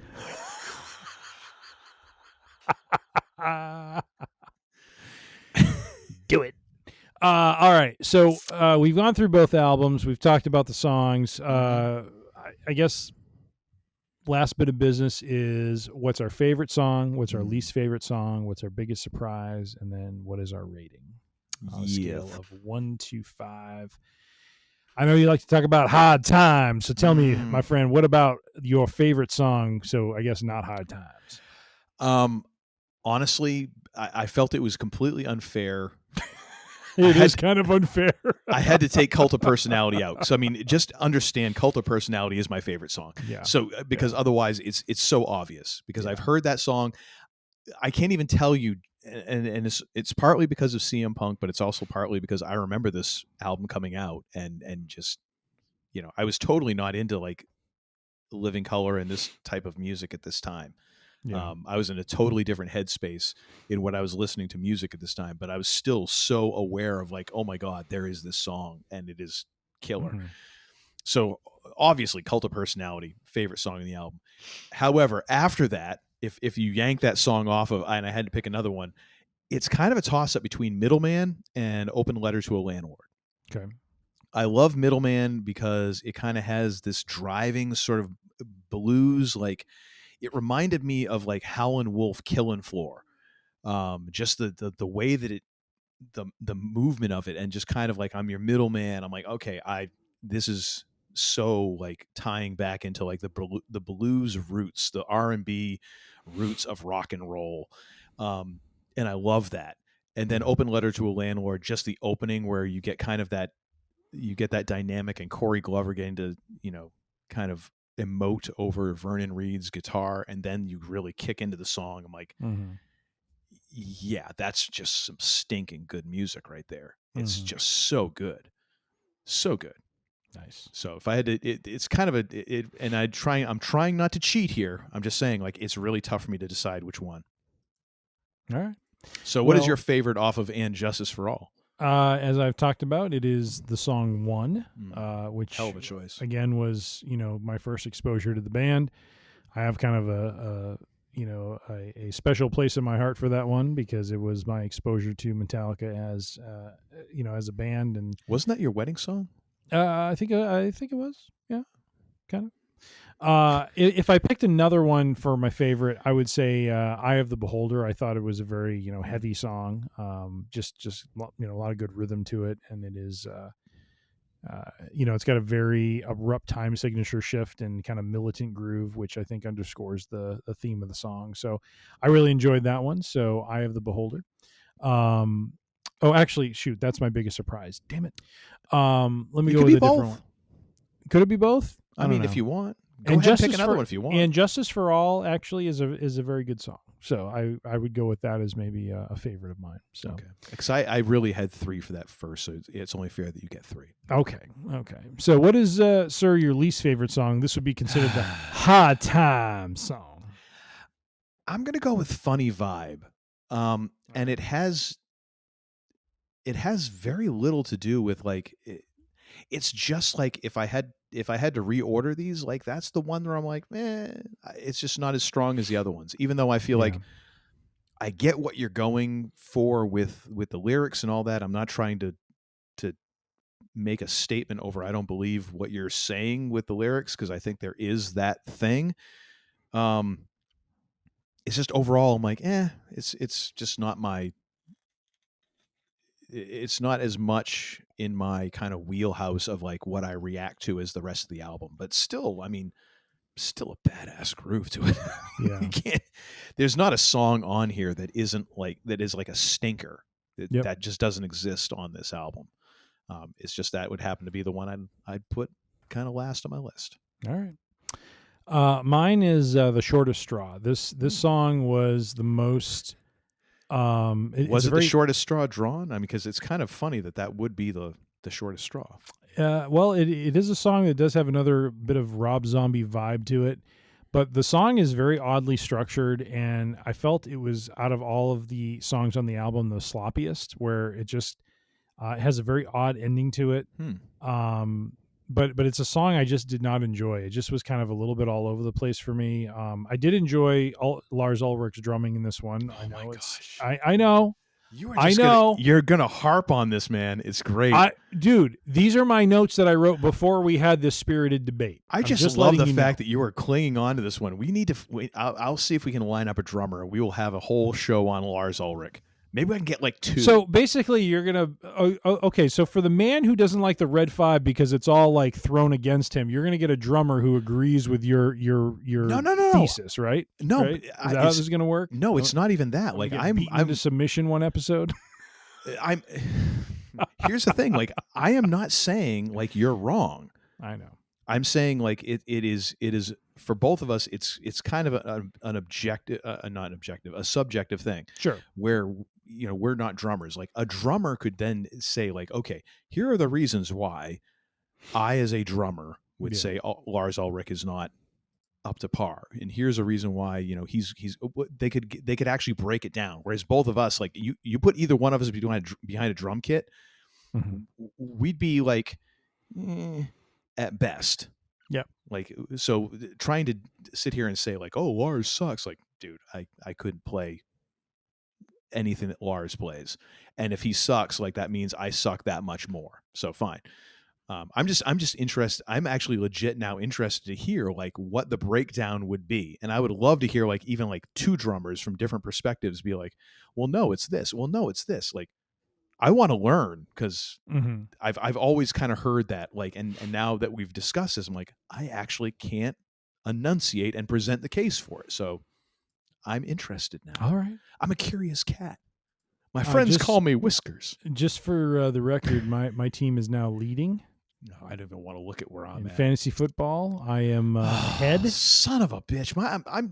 I went from like winning to now I'm projected to lose 220 to 189. You're about to get violated. Forget being smote. You're just being violated. Forget the finger poke of doom. I'm getting the fist of doom. Oh, good stuff. Good stuff. Oh my! Because of course, like his other running back, like the 13th stringer from KC, is like scoring 40 points. To Oh no, it's not. He's not. They're playing. Oh, he's from the. Everyone he has going tonight, like he's relying on like the friggin' Chargers for half his point. Oh, kiss my ass.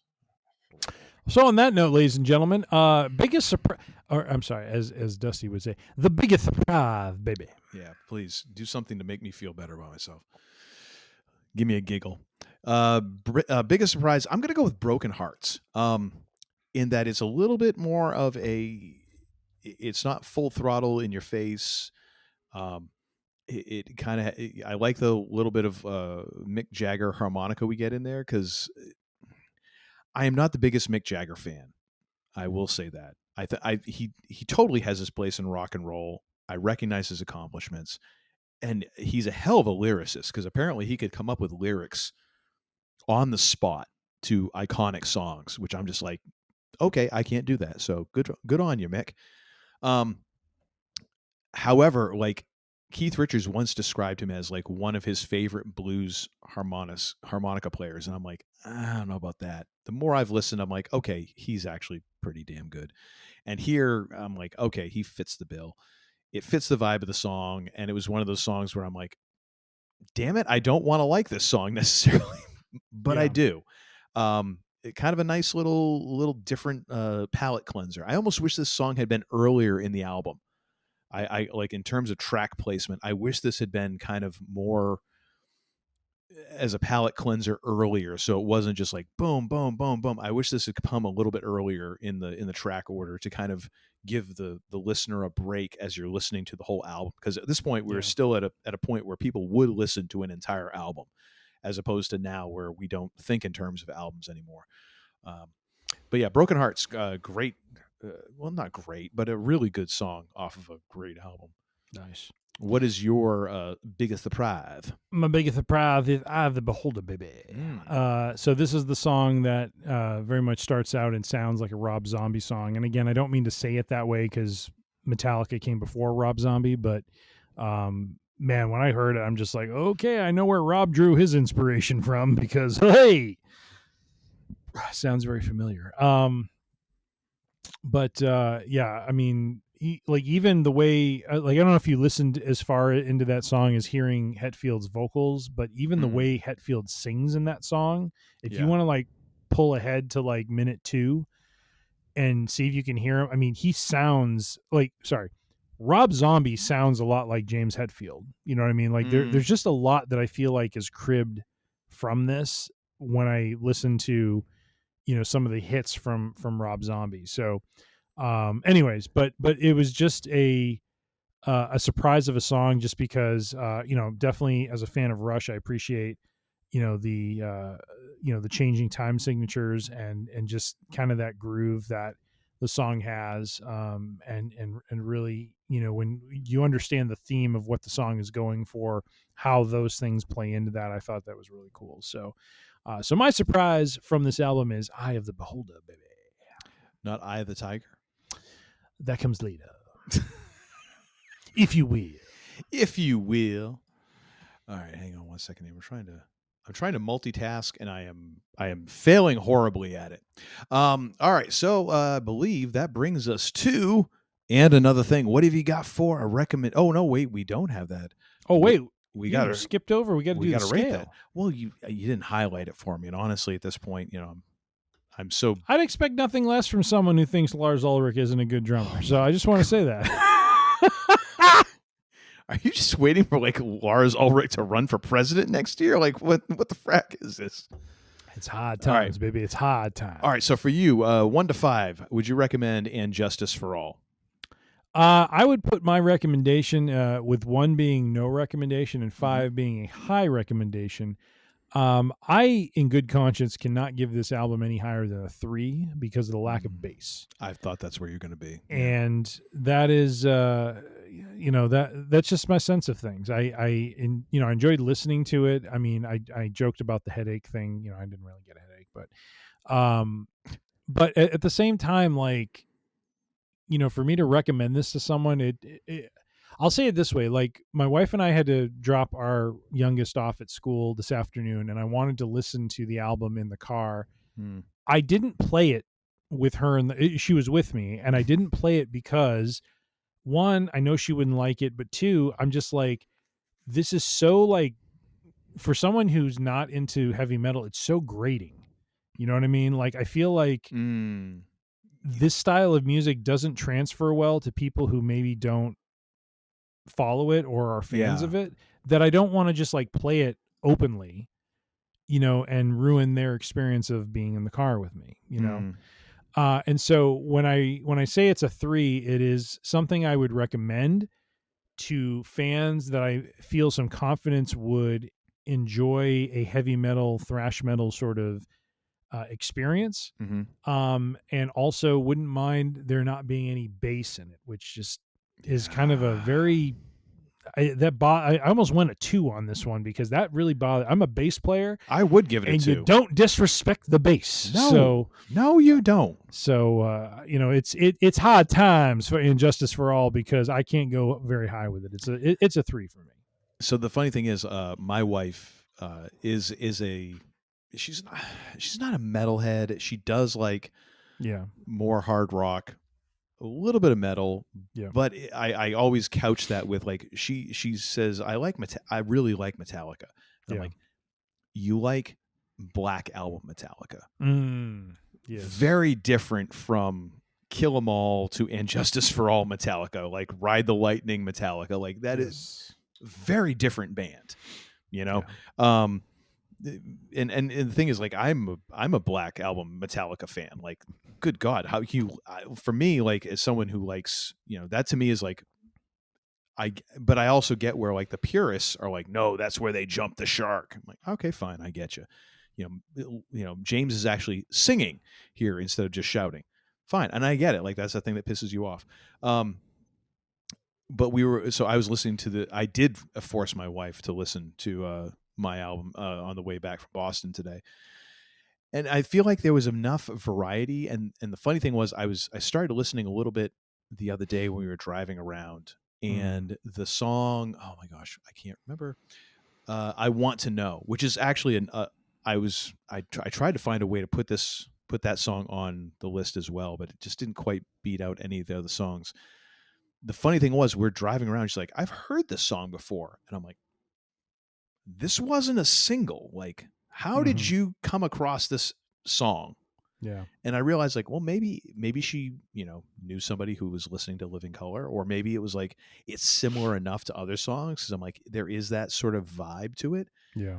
But I was like, okay, I think this won't be terribly monotonous. But there was a point, like, as we got probably about halfway through, where I'm like, okay, some of this is starting to, like, it can kind of sound the same as genre bending as Living Color. I keep on saying In Living Color, and I'm not. That's a TV show.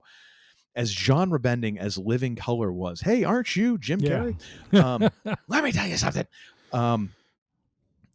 There is a certain point where you're like, it is the band, and if you want to listen to the whole album, you really have to like the band. Yeah. Or be trapped in a car with somebody, one way or the other. So there is that sort of, like, I feel like and that is kind of similar to most bands, though. Like, unless you really dig it, you're not going to want to listen to a whole album of that. Most people are like, okay, I'll listen to 1 or 2 songs, but 10, kiss my ass. Yeah. you know? For Vivid, though, if I had to rate it, I'm giving this one a 4.5.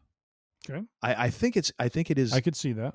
I think it's really one of those albums that you should really listen to, because I feel like it kind of is a great statement on a counterpoint that is somewhere between the hair metal that was still holding court in our music genre. It was pre-grunge.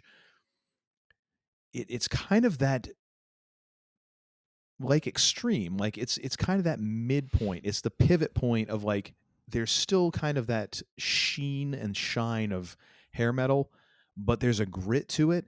Yeah. And there's also something extra to it. Like, it's not just about girls and partying and booze, like Poison and Motley Crue and Cinderella and all, like, Warrants, like all the normal hair metal bands. Like, no, they're actually saying something here. Not that Extreme, I can't sit here and say, like, their lyrics are incredibly deep, but, like, Living Color, like, they're saying something. By the way, Ricky Rocket is a great drummer. I just want to say that. Okay, go ahead. Wait a minute, was Ricky Rocket, was he the drummer or was he the bass player? Who's the bass player, though? For Poison? You're right, Ricky Rocket. No, you're right. And CeCe DeVille was actually a hell of a guitar player. Bobby Dahl, bass player. Bobby Dahl, yes. Okay. No, but CeCe DeVille was a hell of a guitar player. Just saying. I'm just saying Ricky Rocket, great drummer. I mean, it's probably electric drums, but whatever. I think he's on par with Lars, so I'm just saying. I don't know who that's throwing shade at. and at the same time, the dude from Def Leppard is like, I can beat you all with one arm tied behind my back. Oh, wait. That is fair. Anyways, so yeah, 4.5 out of 5. I would highly recommend this to folks, if only because it's a great little time capsule of that period of time, and of course because Cult of Personality is just a absolute behemoth of a song. Play it, do it. And anyways, that, ladies and gentlemen, is Thank you very much. That is our show for this week. Thank you all for joining us for a Free-Range Idiocy Friday. We do so appreciate your listenership and viewership. You can find all of our audio episodes at freerangeidiocy.com, as well as find podcast purveyors everywhere like Apple Podcasts, like Pandora, like Spotify, like Amazon, Podbean, and all those other folks out there. Just go ahead and search for Free-Range Idiocy. You'll probably find us. Full video episodes are available on our YouTube channel. That is youtube.com/@freerangeidiocy, or just go to YouTube and search for Free-Range Idiocy. Also, you can toggle between audio and video on Spotify. Pardon me. Give me a Diablo and a Dr. Pepper. High times, baby. And if you'd like to find us on social medias, that is on the Facebook, on the Instagram, and on the YouTubes. All of those are at Free Range Idiocy. If you have any thoughts, questions, comments, or concerns, if you'd like to suggest a show topic or just say hi, you can do that. Send those to tim@freerangeidiocy.com, and he will get back to you forthwith, if not sooner. Had a little globule of spit that was just going to choke me, and I figured I'd better preempt that sucker. And now, ladies and gentlemen, it's time for me to hand over the show to the least idiotic of the two idiots who are running the show. Granted, that's a very low bar, but he clears it weekly, if not daily, honestly. He has not yet had the finger poke of doom, but it's coming. It's a-coming. Ladies and gentlemen, that is the man they call Tim, but not before I ask the second most important question in all of human history, the first being, what is hip? The second being, what the high holy frack did we learn this episode, sir? We have learned, my friend, who is a true fantasy football coach and who is not. You're not a coach. You pick these players. Manager. Manager, coach, whatever you want to call it. We have learned that Uncle Todd. No, the manager coach is the new owner there of the Indianapolis Colts. Well, that's true. You seen her? No. That lady, she's on the sidelines with the headset, the play sheet. Like, she is, like, learning this stuff. Yeah. Like, respect. Dang. But Tuesday morning, I think Uncle Todd will find that the last place seat has been warmed up and is waiting for him. While the man they call Tim rises up to 8th place. It's going to be hard times next week. You said 6. Now it's 8th? I thought it was 6. Oh, I see. We're backtracking. Unfortunately, it appears because of the points for, it looks like the 6th and 7th place teams I am tied with. I am on the lower end of the points for, which is now the way. Oh, so not quite as great of a manager as you thought. I'm a fine manager. A fine manager. You know what happens with fine managers? I'm respectable. They're in the soup kitchen I'm line. Respectable. You're the Wayne Fonts. Oh wait, we didn't do another thing. We just learned that. No, we didn't. The hell with it then. Well, the hell with it. Ladies and gentlemen, we've also learned as Harry Doyle, hell with it. As the man they called him has mentioned, the Metallica album, the live album S&M, is a must listen if you do enjoy a nice blending of orchestra music with heavy metal. Or if you're like Tim and you prefer a ball gag. Why'd you have to go there? Like what? Why? Just why? I don't know. I don't know. We have also learned that Uncle Todd will denigrate the man they call Tim, but the man they call Tim is too much of a gentleman to do it right back to him. I wish I knew why I said that, and I don't know. Because at least then I'd have an explanation. I'm confused as a baby raccoon. I am. Or a hypnotized squirrel.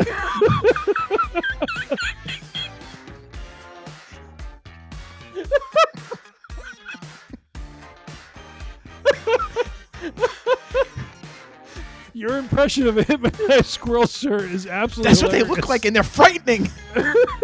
They're terrifying, I tell you. We've also learned that Uncle Todd was this close. I have squirrel PTSD, ladies and gentlemen. Was this close to getting squirrel mange earlier today because of the well, you know my history with squirrels, right? No, I don't. I never told you the story? Do we need to go into it now? Should we save We this actually should, no, because this is the thing. Oh, my God. So here one night, Never gonna eons and eons ago. So Kaylin was in her room. In the middle of the night, she comes into the room. She's like, Mom, there's something in my room. And my wife is like, go to sleep. It's fine. She didn't sound like that. I love how you just turned her into Selma. I gotta tell her. Match. So Kim, Todd thinks she's. So Kaylin goes back into her room. She comes back a few minutes later. She's like, Mom, there's something in my room. And so she then I was awake and I was downstairs. And so she texts me and she's like, you got to come up here. Kaylin is freaking out. There's something in the room. Okay. I come upstairs. I look down the hallway, and because we're in a split level, so I come up the street. I come up the stairs, and I look down the hallway, and I see something scurry. I see a little scurry. I'm like, okay, that ain't right. So I go in and I turn on the light, and of course everyone's like, because overhead light. I'm looking around because I saw something move, and we had 2 dogs and a cat at that point, and it was small. It was smaller than the cat and both dogs. So I'm looking around. I look up, and on top of the curtain rod is a squirrel, just perched there, frozen. Your impressions of squirrels is quite. And I'm like, well done. Okay. And this is the thing why I always say people always, you're all big and bad until you come face to face with the squirrel in your house, and then you're like, what do I do? Do I razzle this thing? Like, how am I gonna? Like, you can't put a squirrel in a figure 4. Like, what do you do? So I had the bright idea. I ran downstairs, and I had like those plastic Rubbermaid totes. Okay. I had that, and I had the lid. I'm like, okay. So what I'm going to do, I'm going to put this under the curtain rod, and I'll kind of like, and the squirrel will fall in. I'll trap it. Well, okay. Squirrel. Clark Griswold. I'm here to tell you that squirrel reflexes are a lot quicker than human reflexes. Yeah. I did this, boom, and I felt it hit.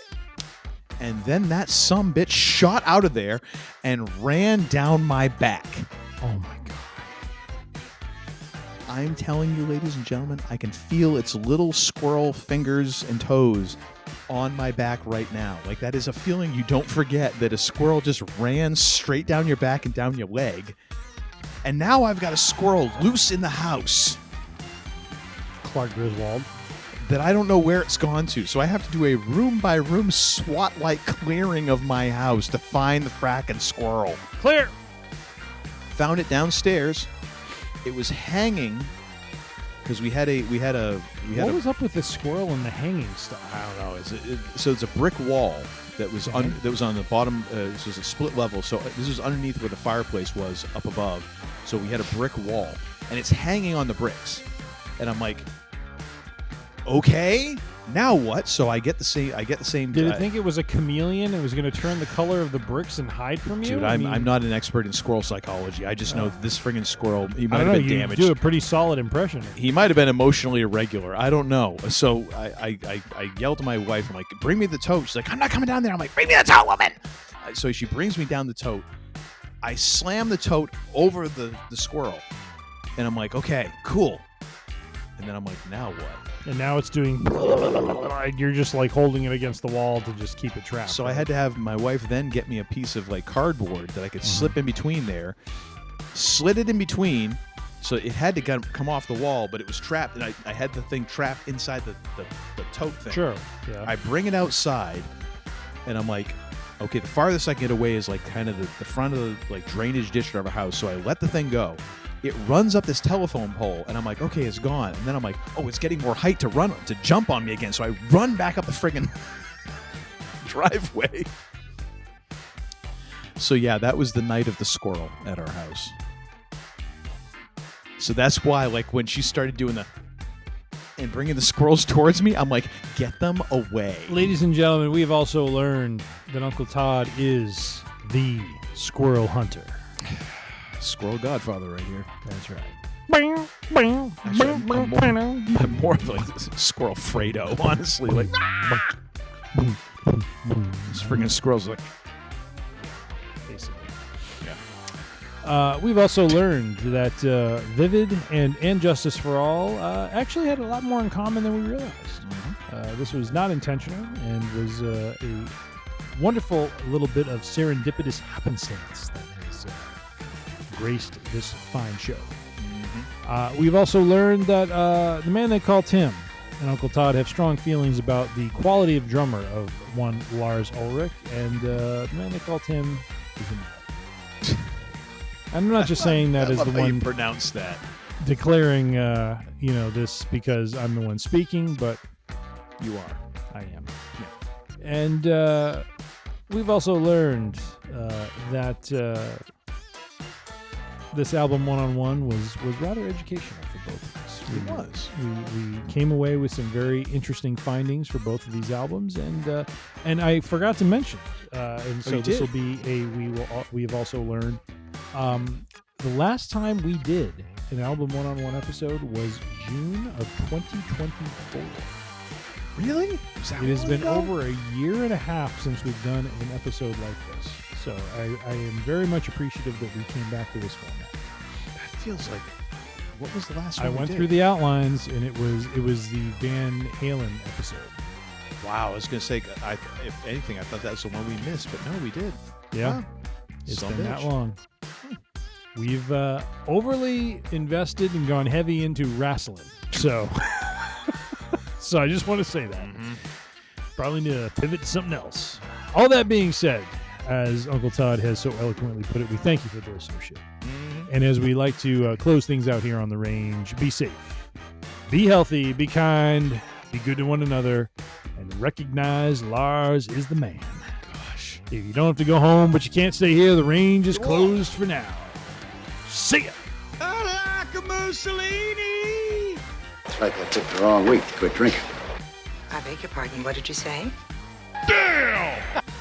You're such a disappointing pair.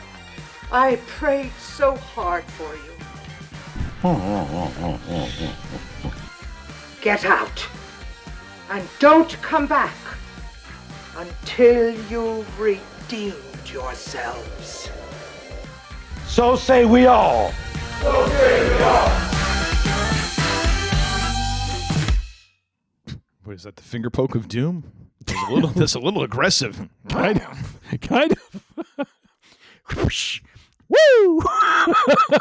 What's the before? Like you, well, it's the glove, right? Giving the cheeks. I thought you were giving the cheeks a smack. I'm like, no, it's the glove. You put the glove, snap. Best buy me dinner first. Oh, good Lord. Just stop it. I shan't. Stop it. I shan't. All right, can we get a little cult of personality? We've been waiting for it all freaking episode. Oh, come on now. Good Lord.